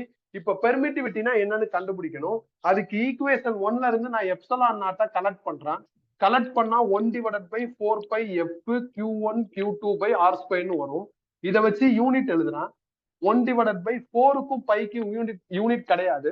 ஃபோர்ஸோட யூனிட் என்னன்னா நியூட்டன், சார்ஜோட யூனிட் என்னன்னா கூலும், r²க்கு மீட்டர் ஸ்கொயர்னு ஒண்ணு. சால்வ் பண்ணா என்ன power unit, newton power -1 metre power -2 coulomb ஸ்கொயர்னு வந்துடும். எப்சிலான் நாட்டோட value 8.854 × 10⁻12. Unit newton power -1 metre power -2 coulomb squared. யூனிட்டை மனப்பாடம் பண்ணாத, மாத்தி மாத்தி எழுதிடுவ, தப்பா எழுதுவ. தேவைப்பட்ட ஃபார்முலால இருந்து ஈஸியா நீ என்ன பண்ணிக்கலாம், யூனிட்டை டெரைவ் பண்ணிக்கலாம். வேல்யூவை மனப்பாடம் பண்ணி. இந்த வேல்யூ எப்படிப்பா கூலும் கண்டுபிடிச்சிருப்பாரு? இப்ப எப்சிலான் நாட்டோட வேல்யூ 8.854 × 10⁻12 நான் எழுதியிருக்கேன். இது கூலும் ஆஃபர் பண்ண டேட்டா தான். கூலும் எப்படி இதை ரெகக்னைஸ் பண்ணிருப்பாரு, இந்த டேட்டாவை எப்படி அவர் ஐடென்டிஃபை பண்ணிருப்பாரு, என்ன லாஜிக் இதுல இருக்கு? ரொம்ப சிம்பிள்பா. இந்த நம்பரை இங்க போட்டாதான் இங்க வர தியரிட்டிக்கல் ஆன்சரும் இங்க வர பிராக்டிக்கல் ஆன்சரும் டேலி ஆகுது. வேற நம்பர் போட்டா டேலி ஆகுது. அப்போ ஒரு நம்பரா ஃபில் பண்ணி பார்த்திருப்பாரு. ஏதோ ஒரு நம்பர்ல அவருக்கு என்ன கிடைச்சிருக்கும், சக்சஸ் கிடைச்சிருக்கும். சக்சஸ் கிடைச்ச நம்பரை நம்மளுக்கு டிஸ்பிளே பண்றாரு. கிடைச்ச நம்பருக்கு ஒரு பேர் வைக்கிறாரு, அதுக்கு ஒரு காரணமும் சொல்றாரு. அந்த காரணத்தை மட்டும் இன்னும் நம்ம படிப்போம். ஓகே தானே? குழப்பம் இல்ல, கன்ஃபியூஷன் இல்ல. சப்போஸ் புக் படி கூலும்ஸ் லா படிச்சா ஃபர்ஸ்ட் என்னப்பா வரும், இந்த டயக்ராம் வரும். நெக்ஸ்ட் என்ன வரும், ஸ்டேட்மெண்ட் வரும். அடுத்து என்ன வரும், இந்த ஃபார்முலா வரும். அடுத்து என்ன வரும், ப்ரொபோசல் எடுத்துக்கிட்டு கான்ஸ்டன்ட் கே வரும். அப்போ புக் படி இந்த ஆர்டர்ல போனா கூலும்ஸ் லால டெவலப் ஆகுற கான்ஸ்டன்ட் யாருப்பா, கே. அப்ப கேனா என்னன்னு அடுத்து பண்ணுங்க. இதான் அடுத்த பிளான். கேனா என்ன, கேனா 1/4π எப்சிலான் நாட், 1/4π ரீடைன். எப்சிலான் நாட்டோட value 8.854 × 10⁻12. Unit newton power -1 metre power -2 coulomb square. Solve பண்ண என்ன ஆகும் அப்படின்னா அரௌண்ட் 9 × 10⁻9 வரும். அப்ராக்சிமேட்டா 9 × 10⁻9. யூனிட் மேல போயிடுச்சுன்னா newton metre square coulomb power -2. இது கேவோட வேல்யூ, கேவோட முடிஞ்சிருச்சு. சரி, இப்போ ஒரு கொஸ்டின் இப்படி வருது 1 மார்க்ல. What is the value and unit of constant developed in coulombs தான் கேக்குறாங்க. அப்ப இதை எழுதுவீங்களா, இதை எழுதுவீங்க? கூலும்ஸ் லால டெவலப் ஆன கான்ஸ்டன்ட்டோட வேல்யூவும் யூனிட்டும் என்னன்னு கேக்குறாங்க. இதை எழுதுவீங்களா, இதை எழுதுவீங்க? புக் படி வந்தா கான்ஸ்டன்ட் கே இது. நான் சொன்ன லாஜிக் படி வந்தா எதுப்பா கான்ஸ்டன்ட்? எப்சிலான் நாட் தான் கான்ஸ்டன்ட். இதுதான் ஃபர்ஸ்ட் வந்துச்சு, அதுக்கப்புறம் தான் இது வருது. இது கூலும்ஸ்லால தான் வருது, வேற எங்கேயுமே வரல. இப்ப சொல்லுங்க, இதை எழுதணுமா, இதை எழுதணும்? எது கரெக்ட்? இதுதான் கரெக்ட். ஏ, இதுவும் கான்ஸ்டன்ட் தானே, இதுவும் கூலும்ஸ்லால தானே டெவலப் ஆயிருக்கு. இதோட வேல்யூ ஒண்ணும் மாறாது. அப்ப இத கூட எழுதலாம். ஆனா இது எழுதக்கூடாது, தப்பு. நீங்க சொல்றது கரெக்ட் தான், இதை தான் எழுதணும். ஏன், என்ன காரணம்? ரொம்ப சிம்பிளான ஒரு ரீசன் பா. என்ன ரீசன்னா, கூலும்ஸ்ல டெவலப் ஆன இந்த கான்ஸ்டன்ட் கே இருக்குல்ல, இதுக்கு ஸ்பெஷலா ஒரு நேமும் கிடையாது. இது பேரே கான்ஸ்டன்ட். இதுக்கு ஸ்பெஷலா ஒரு நேம் இருக்கு. இதுவும் கான்ஸ்டன்ட் தான், ஆனா ஒரு நேம் இருக்கு. என்ன நேம்? பெர்மிட்டிவிட்டி. நேம் இருக்கிற கான்ஸ்டன்ட்ட கொஸ்டின் செட்டரு, பிசிக்ஸ் டெவலப் பண்றவங்க, சயின்ஸ் டெவலப் பண்றவங்க நேம் சொல்லி தான் கூப்பிடுவாங்க. அப்ப இது கான்ஸ்டன்டா இருந்தாலும் இதுக்கு பேர் இருக்கிறதுனால நான் என்ன சொல்லணும்? பெர்மிட்டிவிட்டின்னு சொல்லி தான் அந்த கொஸ்டினை கேட்கணும். பெர்மிட்டிவிட்டியோட வேல்யூ யூனிட் கேட்டா நீ இதை எழுதலாம். கூலும்ஸ்லால டெவலப் ஆன கான்ஸ்டன்ட் அண்ட் யூனிட்னு கேட்டா நீ இதை தான் எழுதணும். நீ ஆர்கியூ பண்ண முடியாது. என்ன ஆர்கியூ பண்ண முடியாது? இதுவும் கூலும்ஸ்லால தானே டெவலப் ஆச்சு, இதுவும் கான்ஸ்டன்ட் தானே, ஏன் இதை எழுதக்கூடாதான்னு எழுதிட்டு வந்து நீ யார்கிட்டயும் ஆர்கியூ பண்ண முடியாது. ஏன், என்ன காரணம்? கான்ஸ்டன்ட்னா கூலும்ஸ்லால தான் டெவலப் ஆயிருக்கு. ஆனா இதுக்கு என்ன வச்சாச்சு? பேர் வச்சாச்சு. பேர் வச்சா பேர் சொல்லிதான் கொடுக்கணும். பேர் வச்சதுக்கு அப்புறம் நீ அதை அதோட வேல்யூ கான்ஸ்டன்டா இருந்தாலும் நீ என்ன பண்ண முடியாது? அத கான்ஸ்டன்ட்ங்கிற நேம்ல கால் பண்ண முடியாது. You should call by name. அதுதான் ரூல். இப்ப இருந்து ஞாபகம் வச்சுக்கோ. அப்ப ஒரு சில ஃபார்முலால ஒரு கான்ஸ்டன்ட் வரும், அகைன் இன்னொரு கான்ஸ்டன்ட் வரும். ரெண்டுல ஏதாவது ஒண்ணுக்கு பேர் இருக்கலாம், சில நேரங்கள்ல ரெண்டுக்குமே நேம் இருக்கு. அப்ப இந்த நேம் என்ன? ரொம்ப ரொம்ப இம்பார்ட்டன்ட். கிளியர் தானே? அப்ப கேக்கு பதில் எனக்கு என்ன வேல்யூ கிடைச்சிருக்கு? 9 into 10 power 9. அதை ஈக்குவேஷன் 1ல ஃபில் பண்றான். ஃபில் பண்ணா எனக்கு ஃபோர்ஸ் அப்டேட் ஆகி 9 into 10 power 9 Q1 Q2 by R square. ஃபோர்ஸோட யூனிட் நியூட்டன். இதை நான் ஈக்குவேஷன் 2. கன்ஃபியூஷன் இல்ல. உன் ஸ்கூல்ல சப்போஸ் இதை நடத்திருந்தாங்கன்னா சிம்பிளா தான் நடத்திருப்பாங்க. கூலும்ஸ்லான்னு ஃபார்முலா எழுதியிருப்பாங்க, நேரா ப்ராப்ளத்துக்குள்ள போயிருப்பாங்க. நான் அப்படி பண்ணல. நீ மனப்பாடம் பண்ணாம எல்லாத்தையும் புரிஞ்சு படிக்கிற மாதிரி என்னென்ன சொல்லணுமோ எல்லாத்தையும் சொல்லிட்டு கன்ஃபியூஸ் ஆக. அடுத்து என்ன? இப்ப நான் உன் கையில ஒரு 3 கூலும் சார்ஜ் கொடுத்துட்டேன்ப்பா. அத பத்தி ஏதாவது சொல்றேன், என்ன சொல்லுவீங்க? இந்த பேனாவை கொடுத்துட்டு இதோட சார்ஜ் வேல்யூ 3 கூலும்னு சொல்லிட்டேன். From this say about this charge 3 coulomb அப்படின்னு சொல்றான். என்ன சொல்லுவீங்க? எதையாவது சொல்றேன், என்ன சொல்லுவீங்க? கஷ்டமா இருக்கா? ஏதோ சொல்லலான்னு தோணுது, ஆனா என்ன சொல்றதுன்னு தெரியல. ஒண்ணு சரி, 3 கூலும் முற்று. நான் ஒரு 5 kg மாச உன் கையில கொடுக்குறேன். அந்த மாச பத்தி ஏதாவது சொல்லுங்க அப்படின்னு சொல்றேன், என்ன சொல்லுவீங்க? சரி, அதை விடுங்க. ஒரு ஒரு ரோப் ஒண்ணு கொடுத்து இதோட லென்த் 3 மீட்டர் அப்படிங்கிறான். அதை பத்தி ஏதாவது சொல்லுங்க அப்படின்னு சொல்றேன், என்ன சொல்லுவீங்க? திடீர்னு நான் ஒரு டைமை காமிச்சு டைம் 4 செகண்ட்ஸ்னு சொல்றான். அதை பத்தி ஏதாவது சொல்லுங்க அப்படின்னு சொல்றேன், என்ன சொல்லுவீங்க? சரி, அதையும் விட்டுருங்க. நான் இப்ப திடீர்னு இந்த செவுத்தை இப்படி குத்துறேன். நான் குத்துறப்போ வர போர்ஸ் வந்து 10 நியூட்டன் அப்படின்னு சொல்றாங்க. அப்ப 10 நியூட்டன்னா என்னன்னு நான் ஒரு கேள்வி கேட்கிறேன், என்ன சொல்லுவீங்க? ஒரு மாதிரி டப்பா இருக்கா? ஏன் இதெல்லாம் டப்பா தோணுதுன்னா, 1 kg 1 செகண்ட் 1 மீட்டர் 1 நியூட்டன் இத பத்தி பெருசா நம்ம கண்டுக்காததுனால 3 kg 2 மீட்டர் 4 செகண்ட்ஸ் 10 நியூட்டன்லாம் நம்மளுக்கு புரிய மாட்டேங்குது. புரியாமையே படிச்சுக்கிட்டு இருக்கு. 1 kgனா என்னன்னு உனக்கு சூப்பரா புரிஞ்சுன்னா 1 kg நீ உணர ஆரம்பிச்சிட்டேன்னா 5 kgனா என்னன்னு புரியும். 1 செகண்ட்னா என்னன்னு நீ தெளிவா புரிஞ்சுக்கிட்டேன்னா அப்போ 4 செகண்ட்ஸ்னா என்னன்னு ஈஸியா புரியும். 1 மீட்டர்னா என்னன்னு நீ ஃபீல் பண்ண ஆரம்பிச்சிட்டேன்னா அப்ப 2 மீட்டர் ஈஸியா இருக்கும். 1 நியூட்டன் என்ன பண்ணணும்னு உனக்கு தெரிஞ்சிச்சுன்னா அப்ப 10 நியூட்டன் என்ன பண்ணும் அப்படிங்கறத நீ ஈஸியா சொல்லலாம். அப்ப எதெல்லாம் சயின்ஸ்ல ரொம்ப ரொம்ப முக்கியமான டேர்மோ அந்த முக்கியமான டேர்மோட 1 வெர்ஷன் என்ன இருக்கணும் நம்மளுக்கு கிளியரா தெரிஞ்சிருந்தாதான் அதோட மல்டிபிள் நம்மளுக்கு என்ன ஆகும் ஈஸியா புரியும். நான் என்ன கொஸ்டின் கேட்டேன் 3 கூலும்னா என்னன்னு கேட்டேன். அப்ப என்ன நம்மளுக்கு தெரிஞ்சிருந்தா 3 கூலும் ஈஸியா இருக்கும். 1 கூலும்னா என்னன்னு தெரிஞ்சா 3 கூலுமே ஈஸியா புரியும். அப்ப இந்த ஃபார்முலாவை யூஸ் பண்ணி 1 கூலும்னா என்னன்னு கண்டுபிடிக்கிறதா என்னோட அடுத்த பிளான். இத கண்டுபிடிச்சிட்டா 1 கூலும்னா என்னன்னு உணர ஆரம்பிச்சிட்டேன்னா 3 கூலும்னா என்ன 5 கூலும்னா என்ன 10 கூலும்னா என்னங்கிறது எனக்கு ஈஸியா இருக்கிற ஒரு ஈஸியா இருக்கும். பிளஸ் என்ன சொல்றது ஃபர்தரா அதை எடுத்துட்டு போறப்ப இன்னும் ஈஸியா இருக்கும். சில இடங்கள்ல நான் 1 கூலுமை யூஸ் பண்ணுவேன். ஏன் யூஸ் பண்றேங்கிற டவுட் உனக்கு வராது இத படிச்சுட்டா. அதனால இது ரைட் பிளேஸ் 1 குழும படிக்கிறதுக்கு. 1 குழும படிக்கிறதுக்கு வேற சில வென்யூஸ் இருக்கு, வேற சில இடங்கள்லயும் படிக்கலாம். ஆனா நம்ம லேட்டா போய் படிக்கிறதுக்கு பதிலா இங்கேயே படிச்சிட்டோம்னா நல்லா இருக்கும்னு தோணுது. அதனால நான் இங்கேயே என்ன பண்ணிடுறேன் 1 குழும நடத்திடுறேன். சம்டைம்ஸ் கொஸ்டின் பேப்பர்ல என்ன ஆகுதுன்னா ஒரு முக்கியமான கொஸ்டினுக்கு கீழே ஒரு 1 மார்க் இல்ல ஹாஃப் மார்க்குக்கு இந்த மாதிரி டெஃபனிஷன் கேட்கறாங்க. அப்ப இதுவும் நம்மளுக்கு தெரிஞ்சிருக்கணும். இதையும் நம்ம என்ன பண்ண முடியாது விட்டு போயிட முடியாது. 1 கூலுமை டிஃபைன் பண்ண சொல்லி கேட்கிறப்ப நிறைய ஸ்டூடெண்ட் சம்பந்தமே இல்லாம கூலும்ஸ் லாவே எழுதி வைக்கும். ஓகே, கூலும் லாங்கிறது வேற, ஃபோர்ஸ்ங்கிறது வேற. இப்ப நம்ம பிளான் பண்ணி இருக்கிறது என்ன ஜஸ்ட் 1 கூலும்னா என்னன்னு கண்டுபிடிக்கிறது. 1 கூலும்னா என்னன்னு நான் கண்டுபிடிக்கிறதுக்கு இந்த ஃபார்முலாவை யூஸ் பண்ணலாம்னு பிளான் பண்ணிருக்கேன். இந்த ஃபார்முலால இருக்கிற 2 சார்ஜையும் நான் 1 கூலும்னு அசியூம் பண்ணிக்கிறேன். ஏன்னா டிஃபைன் 1 கூலும்னா எனக்கு வேற சான்ஸே கிடையாது. நான் கம்பல்சரியா Q1 Q2 என்ன பண்ணி ஆகணும் 1 கூலும் தான் எடுத்தாகணும். ஆருக்கு பதில் நான் எனி மீட்டர் எடுக்கலாம். நான் 1 மீட்டர் எடுத்துக்கலாம்னு நினைக்கிறேன். ஏன்னா 1 மீட்டருக்கு டெஃபனிஷன் இருக்கு. நீ 2 மீட்டர் எடுத்தா நான் கிராஸ் கொஸ்டின் கேட்பேன் 2 மீட்டர்னா என்னன்ட்டு. அப்ப நீ 2 மீட்டரை எக்ஸ்பிளைன் பண்ணும். எப்படி எக்ஸ்பிளைன் பண்ணுவ 1 மீட்டர்னா என்ன நீ எக்ஸ்பிளைன் பண்ணிட்டு இன்டூ 2ன்னு சொல்லுவேன். எதுக்கு தலையை சுத்தி மூக்க தொட்டுக்கிட்டு? அதுக்கு நம்ம ஸ்ட்ரைட்டாவே என்ன பண்ணலாம் 1 மீட்டரே எடுத்துக்கலாம்.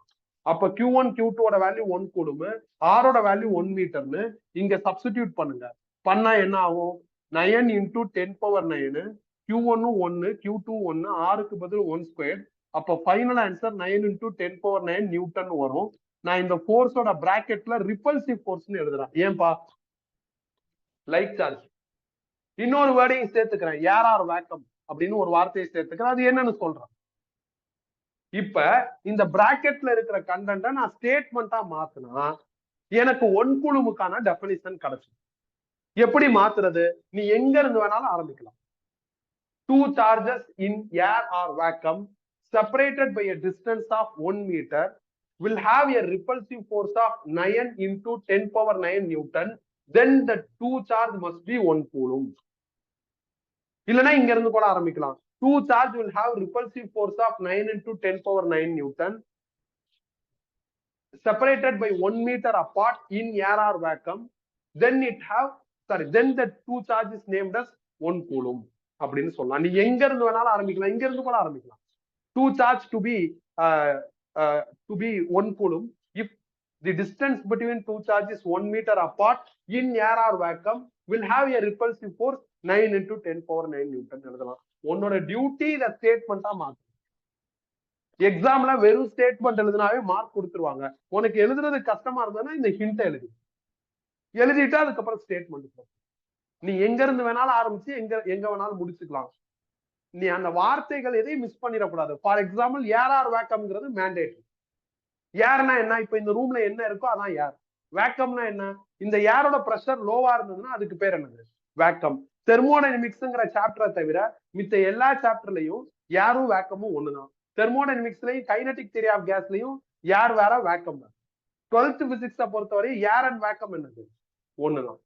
ரியாலிட்டியை பேசுறதா இருந்தா ஏருக்கும் வேக்கமுக்கும் நிறைய டிஃபரன்ஸ் இருக்கு, நிறைய டேட்டாஸ்ல மிஸ்மேட்ச் இருக்கு. ரியாலிட்டியை பேசினா பிசிக்ஸ் கஷ்டமா மாறிடும். ஆல்ரெடி கஷ்டமான சப்ஜெக்ட் இன்னும் கஷ்டமா மாறும். அதனால நம்ம சிலபஸ் எப்படி ஃப்ரேம் ஆயிருக்குன்னா ஏரும் வேக்கமும் ஒண்ணுதான், அது ஒன்னும் டிஃபரெண்ட் கிடையாது அப்படிங்கிற மாதிரிதான் ஃப்ரேம் ஆயிருக்கு. அப்ப இந்த இடத்துல நீங்க என்ன பண்ணலாம்?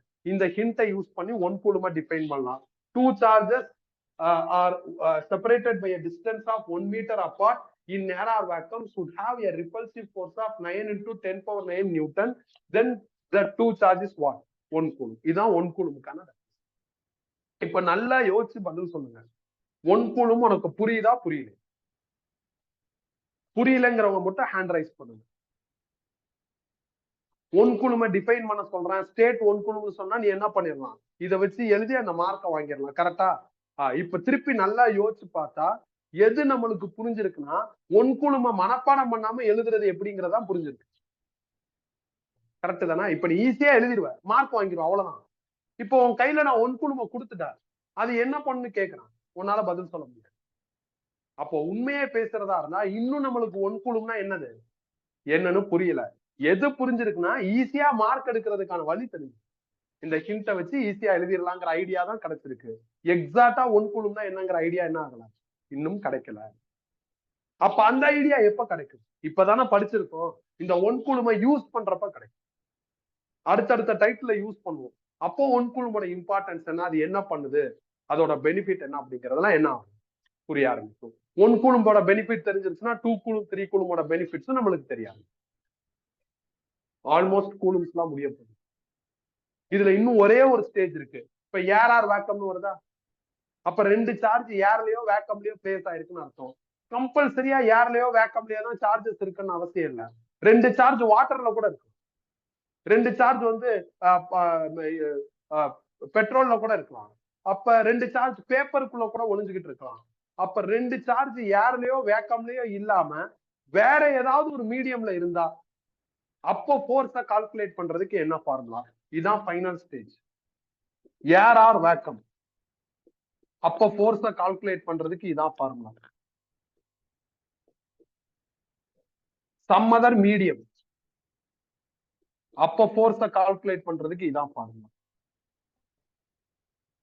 1/4 pi epsilon q1 q2 by r square. Okay தானே? எப்சிலான் நாட்டோட வேல்யூ நம்மளுக்கு தெரியும், யூனிட் தெரியும், அதோட பேர் என்ன, பெர்மிட்டிவிட்டி. எப்சிலானோட வேல்யூ என்ன, யூனிட் என்ன, வேல்யூ மாறிக்கிட்டே இருக்கும். வாட்டர்னா ஒரு வேல்யூ வரும், மெர்குரினா ஒரு வேல்யூ வரும், பேப்பர்னா ஒரு வேல்யூ வரும், வுட்னா ஒரு வேல்யூ வரும். வேல்யூ மாறிக்கிட்டே இருக்கிறதுனால வேல்யூவை நம்மளால எழுத முடியாது. பிக்சட் நம்பர்னா தான் எழுத முடியும். ஒண்ணு. யூனிட் என்ன வரும்? எப்சிலான் நாட் இருக்கிற இடத்துல தானே எப்சிலான் ரீப்ளேஸ் ஆயிருக்கு. அப்ப யூனிட் அதே யூனிட் தான் வரும், newton power -1 metre power -2 coulombs by. இதோட பேர் என்ன? Permittivity of medium. ஏன்னா இதையும் பெர்மிட்டிவிட்டின்னு சொன்னா என்ன ஆகும்னா கன்ஃபியூஸ் ஆகும். ரெண்டு டிஃபரெண்ட் பர்சனுக்கு எப்படி ஒரே பேர் வைக்கிறது? வைக்க முடியாது. அதனால கூலும் பேரை என்ன பண்றாருன்னா பெர்மிட்டிவிட்டி ஆஃப் மீடியம்னு மாத்திட்டு இந்த இடத்துல பெர்மிட்டிவிட்டி ஆஃப் ஃப்ரீ ஸ்பேஸ்னு சொல்லிட்டாரு. ஃப்ரீ ஸ்பேஸ்னா ஏஆர் வேக். ஆரம்பத்துல இத பெர்மிட்டிவிட்டின்னு தான் சொன்னாரு, அங்க புது பேர் கொடுக்க வேண்டிய கட்டாயத்தினால இந்த பேர் என்ன பண்றாரு, டிஃபரன்சியேட் பண்ணி காமிக்கிறார். கிளியர் தானே? ஏர்னா எனக்கு வேல்யூ ஈஸி, கூலும் சொல்லியிருக்காரு, அதை பயன்படுத்திக்கலாம். அதே மாதிரி சம்மதர் மீடியம்னா அதுக்கு ஒரு வேல்யூ இருக்கும், அந்த வேல்யூ கூலும் கொடுத்திருக்காரு, அந்த வேல்யூ கிவன்ல கொடுத்தாங்கன்னா நான் இங்க பயன்படுத்தி ஈஸியா ஆன்சர் இருக்கு, அவ்வளவுதான். இல்லையா? இதை இப்படி கூட மாத்திக்கலாம். இந்த எப்சிலான நான் ரெண்டா பிரிச்சிட்டேன், epsilon naught epsilon naught q1 q2 by r square. இந்த மாதிரி பிரிச்சிட்டேன். ஏன் இப்படி ரெண்டா பிரிக்கிறேன்னா, இப்ப வாட்டர் இருக்குல்ல, வாட்டரோட எப்சிலான் ஆர் வந்து 80. எப்சிலான் நாட்டோட வேல்யூ எனக்கு நல்லா தெரியும், மூளையில ஏறிடும். அப்ப இது ரெண்டையும் மல்டிப்ளை பண்ணா என்ன கிடைச்சிடும்? எப்சிலான் கிடைச்சிடும். அப்ப எனக்கு எப்சிலான மனப்பாடம் பண்றதோட எப்சிலான் ஆர் மனப்பாடம் பண்றது என்னது ஈஸி. அதனாலதான் கூலும் இப்படி பிரிக்கிறாரு. நீங்க கஷ்டப்பட்டு எப்சிலான் ஃபார் டிஃபரெண்ட் மீடியமா மனப்பாடம் பண்றதோட எப்சிலான் ஆர மனப்பாடம் பண்ணிருந்தா மேக்சிமம் மீடியத்துக்கு எப்சிலான் ஆர் ஒரு ரவுண்ட் நம்பரா இருக்கும், 80, 10, 20, 5, 16 இப்படிதான் இருக்கும். அப்ப இது தெரிஞ்சுன்னா இதோட இதை மல்டிப்ளை பண்ணி நீங்க எப்சிலான் கண்டுபிடிச்சிடலாம். சின்ஸ் எப்சிலானுக்கு பதில் நம்ம என்ன ரீப்ளேஸ் பண்ணிருக்கோம்னா எப்சிலான் நாட் எப்சிலான் ஆர். நான் இதையும் சும்மா டிவைட் பண்றேன், f suffix m by f. Divide பண்ணா என்ன வரும்? 1/4 pi epsilon naught q1 q2 r squared 1/4 pi epsilon naught q1 q2 r squared என்ன ஆயிடும்? கம்ப்ளீட்டா கேன்சல் ஆயிடும். மாத்தி டிவைட் பண்ணுங்க. f by f suffix m divide பண்றப்ப இது மேல போயிடும். எல்லாமே கேன்சல் ஆகும். இந்த எப்சலான் ஆருக்கு ஒரு பேர் வைக்கிறாரு, ரிலேட்டிவ் பெர்மிட்டிவ். இதுக்கு யூனிட் கண்டுபிடிக்கணும். மேலையும் ஃபோர்ஸ் கீழையும் ஃபோர்ஸ், அப்ப இதுக்கு யூனிட் வராது. இதான்ப்பா ஃபைனல் ஸ்டேஜ். கூலும் ரொம்ப ஈஸியா கன்வே பண்றாரு. 2 சார்ஜை ஏர்ல வச்சு ஃபோர்ஸ் நீ லேப்ல கண்டுபிடிச்சிடலாம். 2 சார்ஜை வாட்டர்ல வச்சு ஃபோர்ஸ் கண்டுபிடிக்கிறதுனா செம கஷ்டம். அப்ப என்ன பண்றதுன்னு கூலும்ட்ட கேக்குறாங்க. கூலும் என்ன பண்றாருன்னா, அவர் கஷ்டப்பட்டு வாட்டர்ல வச்சா என்ன ஃபோர்ஸ் வருங்கிறத கண்டுபிடிச்சாரு. பிராக்டிக்கல் ரிசல்ட்டை வச்சு அவர் ஒரு முடிவு போறாரு. சம்மதர் மீடியம் வர வர ரிசல்ட் மாறிக்கிட்டே இருக்கும். ரிசல்ட் மாறுறதுனால நான் எப்சலான் நாட் போட முடியாது, வேற சிம்பிள் எப்சலான் தான் போட முடியும். நான் இந்த எப்சலான்ங்கிற நம்பரை உங்களுக்கு கொடுத்துறேன், அதை வச்சு நீங்க கண்டுபிடிச்சுக்கலான்ட்டு ஒரு சஜஷன் நம்மளுக்கு கொடுக்குறாரு. அன்பார்ச்சுனேட்டா அந்த எப்சலான்ங்கிற நம்பர் மெமரி பண்றதுக்கு எப்படி இருக்கு, கஷ்டமா இருக்கு. அதை பத்தி கூலும்ட்ட சொல்றப்ப அவர் என்ன சொல்றாரு, ஓகே எப்சலான் மெமரி பண்றது கஷ்டமா இருக்கா, நான் எப்சலான் ரெண்டா பிரிச்சிடுறேன். நீங்க எப்சலான் ஆறுங்கிற ரிலேட்டிவ் பெர்மிட்டிவிட்டி என்ன பண்ணிருங்க, மெமரி பண்ணிருங்க. அதையும் எப்சலான் நாட்டையும் மல்டிப்ளை பண்ணா என்ன கிடைச்சிரும், எப்சலான் கிடைச்சிரும். அதை வச்சு நீங்க சம்மதர் மீடியம்ல என்ன பண்ணிடலாம், ஃபோர்ஸை கண்டுபிடிச்சிடலாம். நீங்க எப்சலானால ஈஸியா மெமரி பண்ணிடலாம். அது ஒரு ரவுண்ட் நம்பரா கொடுக்குறேன் அப்படிங்கிற. ஃபுல் அண்ட் ஃபுல் என்னது, கூலுமோட புத்திசாலித்தனம் தான் இங்க இருக்கு. அவ்வளவுதான், இதான் கூலும்ஸ். இனிமேலும் கூலும்ஸ்லானா இது போதும் நம்மளுக்கு. அடுத்து ஒரு 30 ப்ராப்ளம் கூலும்ஸ்லா வச்சுதான் டீல் பண்ண போறோம். 30 டிஃபரெண்ட் ப்ராப்ளம்ஸ் பார்க்கணும். எல்லாத்துக்கும் இதான் ஃபார்முலா, எந்த மாற்றமும் கிடையாது. எப்பயாவது ரேரா மீடியம் வந்துருச்சுன்னா நம்ம என்னப்பா பண்ணணும், ஒண்ணு எப்சலான் நாட் பக்கத்துல என்ன போட்டுறணும், எப்சலான் ஆர் போடணும். இல்லைன்னா இந்த சிம்பலை தூக்கிட்டு என்ன பண்ணணும், எப்சலான்னு போடணும். அவ்வளவுதான். மீடியம் வந்தா அதை யோசிச்சுக்கலாம். மீடியம் வராத வரை இதான் ஃபார்முலா. இதை வச்சுதான் ப்ராப்ளம் பார்க்க போறோம். ப்ராப்ளத்துல எனக்கு இந்த வேல்யூவோ இல்ல இந்த யூனிட்டோ பயங்கரமா பிளே பண்ணாது. தேவைப்படும், வேல்யூ தெரிஞ்சாதான் நான் ஃபைனல் ஆன்சர் எடுக்க முடியும், தேவைப்படும். ஆனா அது ஒரு டார்ச்சரான விஷயமா இருக்கு. ஒன் குழுங்கிறது சேஃப்டிக்கு டிஃபைன் பண்ணிருக்கோம். ஃபியூச்சர்ல அதை நம்ம என்ன பண்ணிக்கலாம், யூஸ் பண்ணிக்கலாம். ஃபியூச்சர்ல போய் டிஃபைன் பண்றப்ப டஃபா ஃபீல் ஆகும். சான்ஸ் கிடைக்கிறப்ப டிஃபைன் பண்ணிடலாம். மீடியம் வந்தா என்ன நடக்குங்கிற ஒரு சின்ன இன்வெஸ்டிகேஷன். கிளியர் தானே? இப்ப கூலும்ஸ்லான்னு டைட்டில் போட்டு என்ன பண்ணுங்க, இதே மாதிரி எழுதிக்கணும். ஏதாவது டவுட் இருந்தா கேட்கலாம்.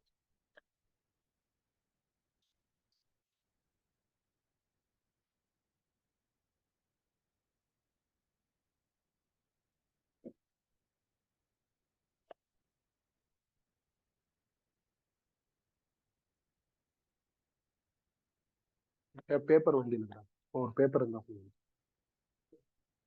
சரி.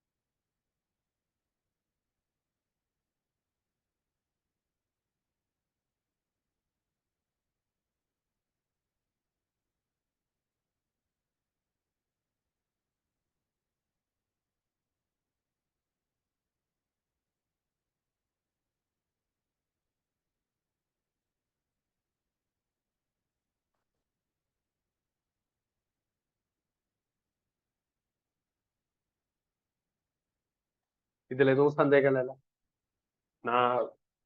நான் வந்து டீடைல்டா சொல்லணுங்கிறதுனால நிறைய சொல்லியிருக்கேன். பட் அல்டிமேட்டா கூலும்ஸ் லானா இங்கேயே முடிஞ்சிச்சு. நானும் என்ன பண்ணேன் பாருங்க, கூலும்ஸ் லா வந்து சிமிலர் லைக் கிராவிடேஷனல் ஃபோர்ஸ்ன்ட்டு ஒரு கம்பாரிசன் மாதிரி கூட முடிச்சுட்டு போனோம். அப்படி முடிச்சுட்டு போனாலும் ப்ராப்ளம்ஸ் புரியும். ஏன்னா ப்ராப்ளம் படிக்கிறது பேஸ்ட் ஆன் ஃபார்முலா படிக்க போறோம், டிஸ்கஸ் பண்ண போறோம். நாம ஃபார்முலா எப்படி வந்துச்சு, அதுல இருக்கிற எப்சிலான் நாட்னா என்ன, கேனா என்ன, சேஃப்டிக்கு 1 கூலும்னா என்ன, சம் அதர் மீடியம்னா எப்படி ஹேண்டில் பண்றது, கூலும் எப்படி ஹேண்டில் பண்ணாரு, கூலும் எவ்வளவு கம்ஃபர்டபுளா நம்மளுக்கு எல்லாம் கொடுக்குறாருன்ட்டு டெப்தா படிச்சிருக்கோம். இப்போ ஒரு 1 or 2 ப்ராப்ளம்ஸ் பார்ப்போம்.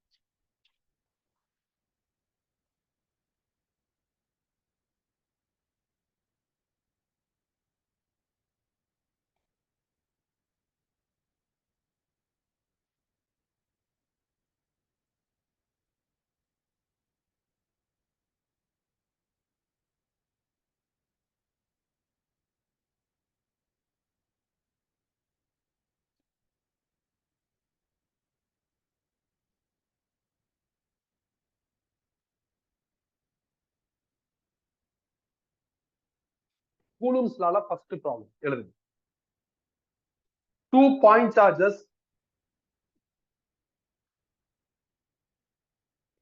2 point charges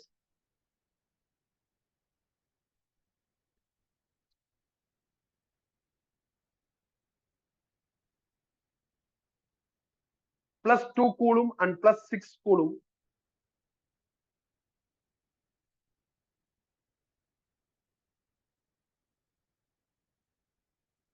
repel each other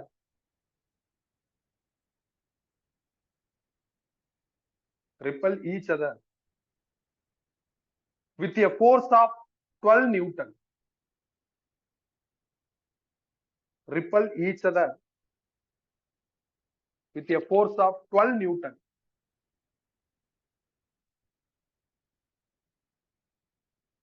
If the charge of minus 4 coulomb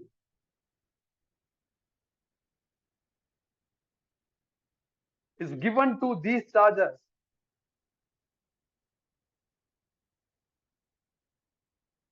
if the charge of minus 4 coulomb is given to these charges,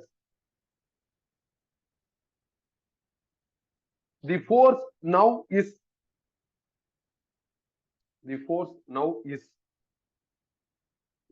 in the absence எழுதிக்கணும். 4 Newton repulsive, 4 Newton attractive, 12 Newton attractive, 8 Newton attractive.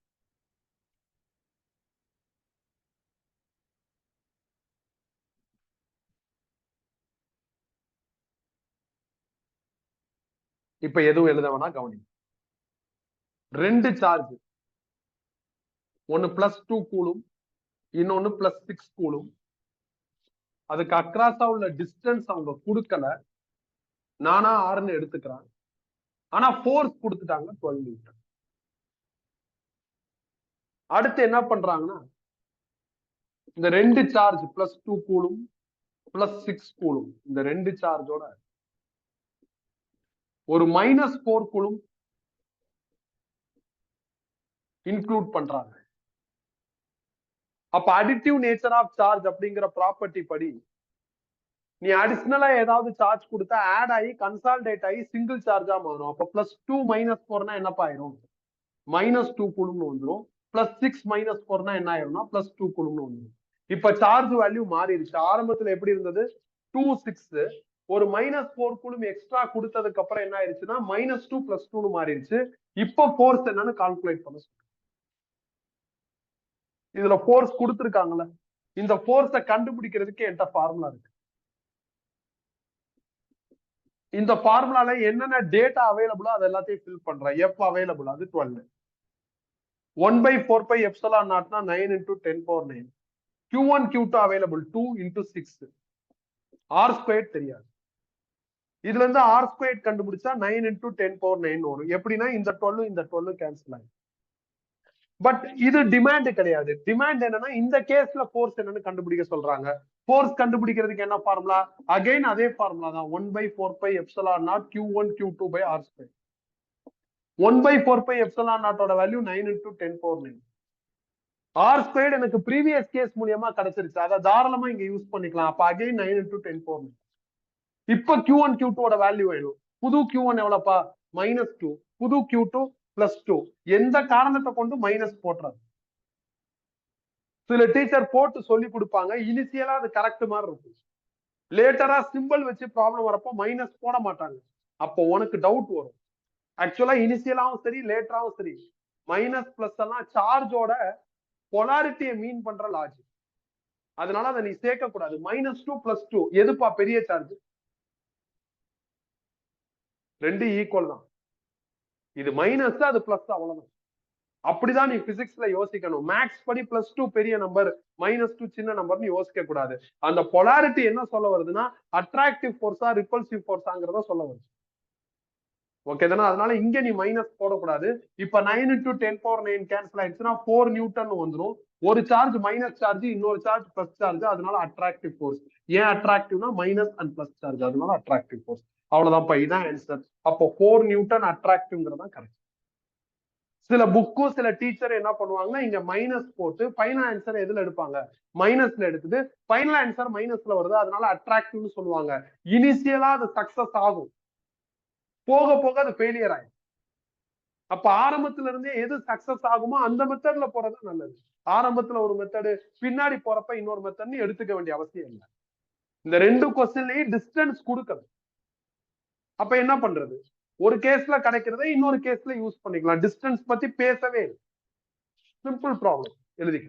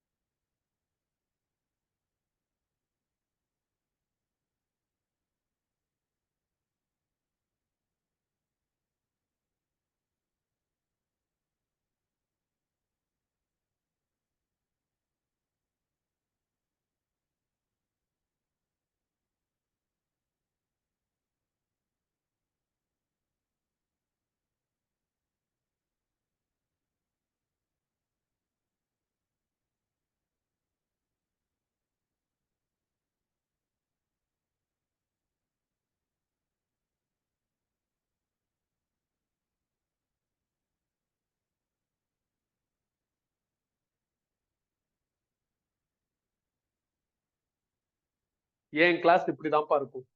எது படிச்சாலும் டீடைல்டா first படிப்போம், top to bottom படிச்சுட்டு அதுல என்ன மாதிரியான theory questions எல்லாம் வருதுங்கிறத identify பண்ணிடுவோம். பண்ணிட்டு அதுக்கப்புறம் என்ன பண்ணுவோம், அதுல எல்லா ப்ராப்ளம்ஸும் பார்ப்போம். பெருசா எதையும் ஸ்கிப் பண்ண மாட்டோம். எல்லா ஸ்டைல்ஸும் பார்ப்போம்.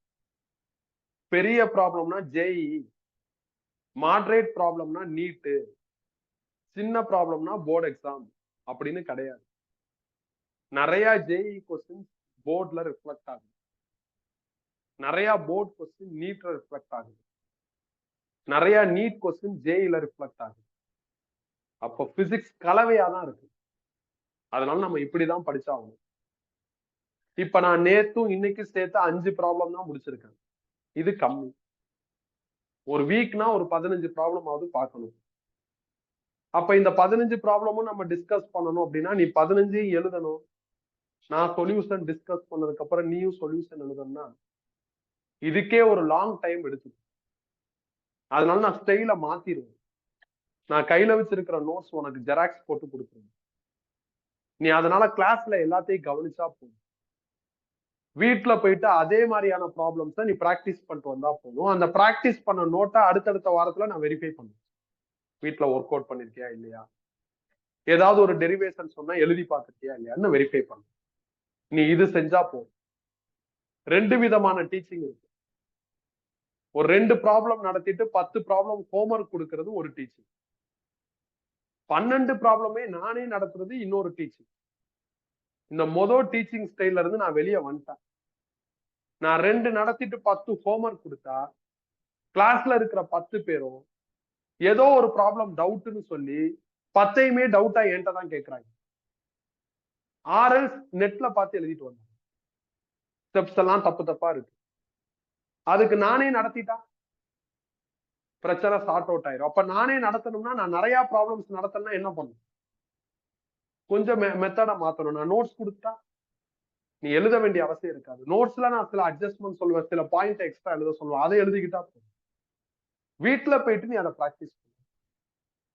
இதெல்லாம் ஸ்மூத்தா நடக்கணும், கரெக்டா போகணும்னா நீ ஒரே ஒரு கண்டிஷனை மட்டும் ஃபாலோ பண்ணா போதும். என்னன்னா லீவ் போடாம வரணும். இந்த பேட்ச் இருக்குல்ல, சாட்டர்டே சண்டே பேட்ச், லீவ் போடுறதுக்கு சான்சஸ் கம்மியா இருக்கிற ஒரு பேட்ச். ஏன்? எந்த ஸ்கூல்லயும் சண்டே கிளாஸ் இருக்காது.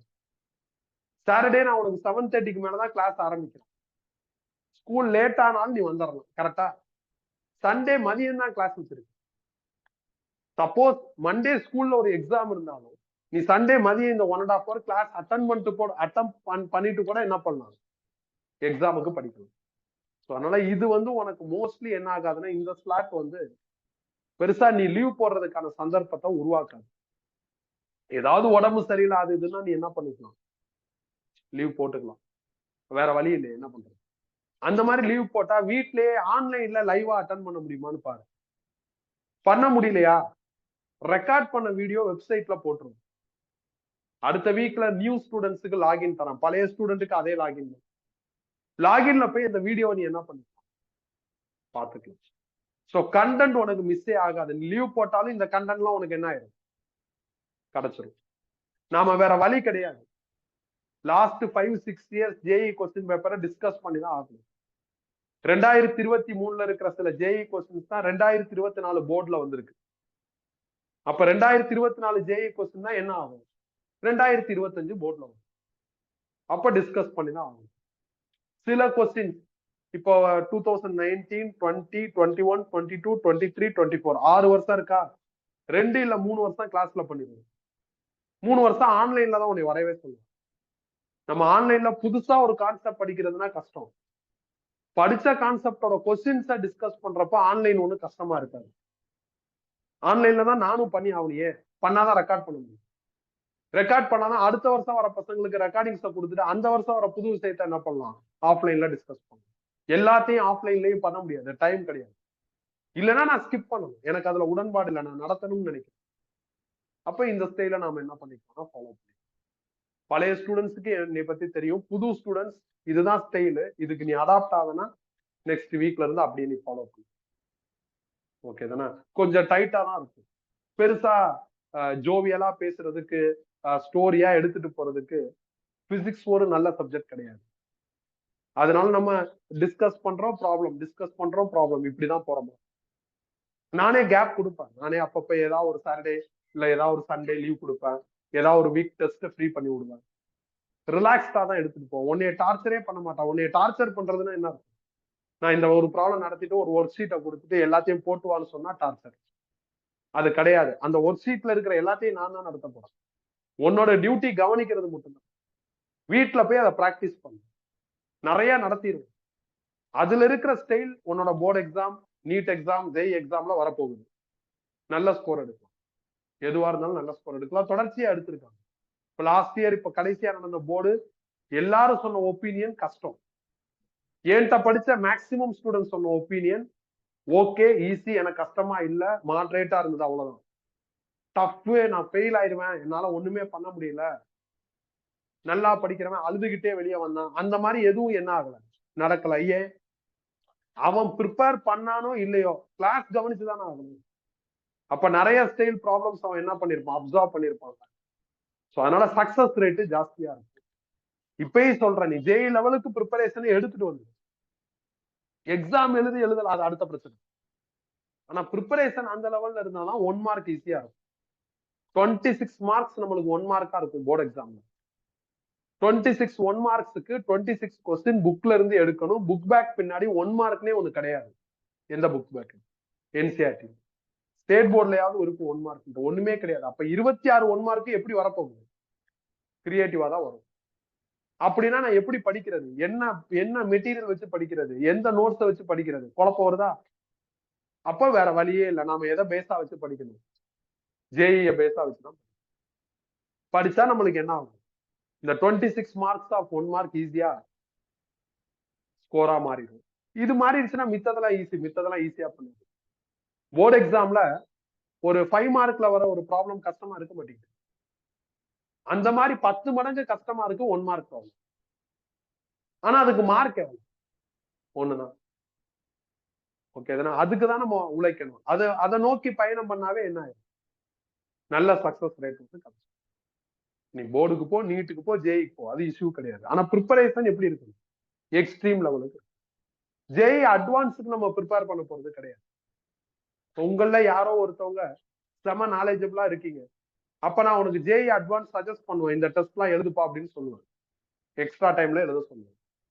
அப்ப அது இண்டிவிஜுவல் கையில இருக்கு, அவங்க அப்படியே டெவலப் பண்ணிட்டு போகலாம். பட் ஜேஇ மெயின்ஸ் அளவுக்கு நாம என்ன பண்ணிடுவோம்? டிராவல் பண்ணிதான். கெமிஸ்ட்ல அப்படி இருக்கிறதுக்கான வாய்ப்பு கம்மியா இருக்கு. ஈஸியா இருக்கு கெமிஸ்ட்ரி. எழுதிட்டு வராங்க, ஈஸியா இருக்குன்னு எல்லாருமே சொல்றான். படிக்கிற பையனும் சொல்றான், படிக்காத பையனும் சொல்றான். அப்ப அந்த சப்ஜெக்ட் அந்த லெவல்ல இருக்கு. அந்த சப்ஜெக்ட்ல அந்த ஜானர்ல தான் கொஸ்டின் வருது. ஆனா பிசிக்ஸ்ல அப்படி இல்லை. மேக்ஸ் அப்படி இருக்க மாட்டேங்குது. நிறைய டைம்ஸ் மேக்ஸ் சிக்கல்ல விடுது. ஒரு 5 2 மார்க் வருதுன்னா 3 2 மார்க் கம்ஃபர்டபுளா இருக்கு, 2 நாட் கம்ஃபர்டபுளா இருக்கு. நாட் கம்ஃபர்டபுளா இருக்கிற 2 2 மார்க்னால 4 மார்க்கோ 8 மார்க்கோ போயிருமே. அப்ப ஈஸியா மார்க் குறைஞ்சிடும். அவுட் ஆஃப் 100 எபோவ் 90 பிசிக்ஸ்லயும் மேக்ஸ்லயும் தாண்டது பெரிய பிரச்சனையா மாறுது. ஒரு வருஷமும் குவாலிட்டி ஆஃப் கொஸ்டின் என்ன ஆயிட்டு இருக்கு அப்படின்னா இன்க்ரீஸ் ஆயிட்டே இருக்கு, டிக்ரீஸ் ஆகல. ப்ரீவியஸ் இயர் கொஸ்டின் பேங்க்ல இருக்கிற கொஸ்டின்ஸ் எல்லாம் நான் படிச்சுட்டேன், அதை வச்சு ஜெயிக்க முடியுமானா முடியல, மாட்டிக்கிறோம். புதுசாவே இருக்கு. அப்ப நம்மளுக்கு வேற வழி இல்லை. நாம என்ன பண்ணி ஆகணும்? கொஞ்சம் ஜேஇ லெவலுக்கு படிச்சாகணும். ஜேஇ லெவலுக்கு படிக்கலாம்னா அதுல ஒரு பிரச்சனை. என்ன பிரச்சனை? 2019க்கு அப்புறம் என்ன ஆயிடுச்சு? நிறைய கொஸ்டின்ஸ் வர ஆரம்பிச்சு. ஏன்னா 2019க்கு அப்புறம் ஆன்லைன்ல எக்ஸாம்ஸ் மாத்திட்டாங்க. 10 லட்சம் பேர் ஆன்லைன்ல எக்ஸாம் எழுதுனா ஒரே நாள்ல ஒரே டைம்ல எழுத முடியாது, நெட்வொர்க்கிங் பிரச்சனை வரும். அதனால என்ன பண்ணிட்டாங்க?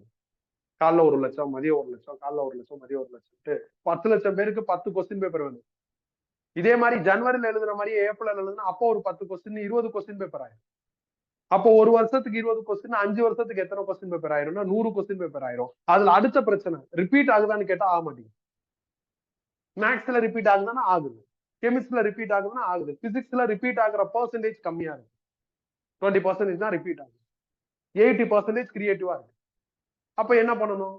அப்ப அந்த கொஸ்டின் பேப்பர்ஸ்ல இருக்கிற கொஸ்டின்ஸ் எல்லாத்தையும் சாப்டர் வைஸா கலெக்ட் பண்ணி டிஸ்கஸ் பண்ணியே ஆகும். ஏன்? அப்பதான் நம்ம போர்ட்ல வர 1 மார்க், அந்த 26 மார்க் என்ன பண்ண முடியும்?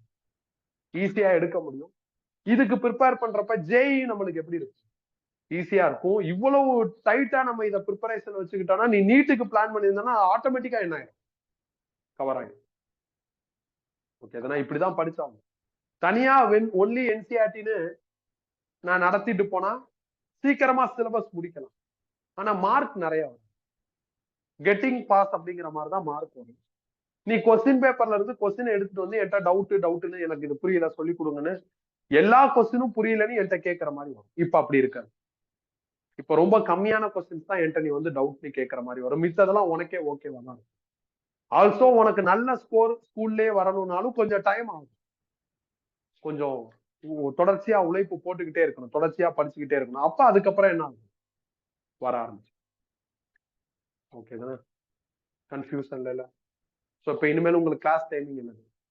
Saturday evening 7:40 to 9:15, Sunday 12 to 1:30 class, 1:30 to 2:30 test. ஒரு 3 வாரம் டெஸ்ட் இருக்கு. May first week, sorry April first வீக்ல தான் ஸ்டார்ட் ஆகும். நான் 30 ப்ராப்ளம் முடிச்சதுக்கு அப்புறம் என்ன ஆகும்? டெஸ்ட் ஸ்டார்ட் ஆகும். அதுக்கப்புறம் எல்லா வாரமும் என்ன? டெஸ்ட். ஃபர்ஸ்ட் 30 ப்ராப்ளம்ஸ் தான் நம்மளோட ஃபர்ஸ்ட் டார்கெட், அதை முடிக்கும்.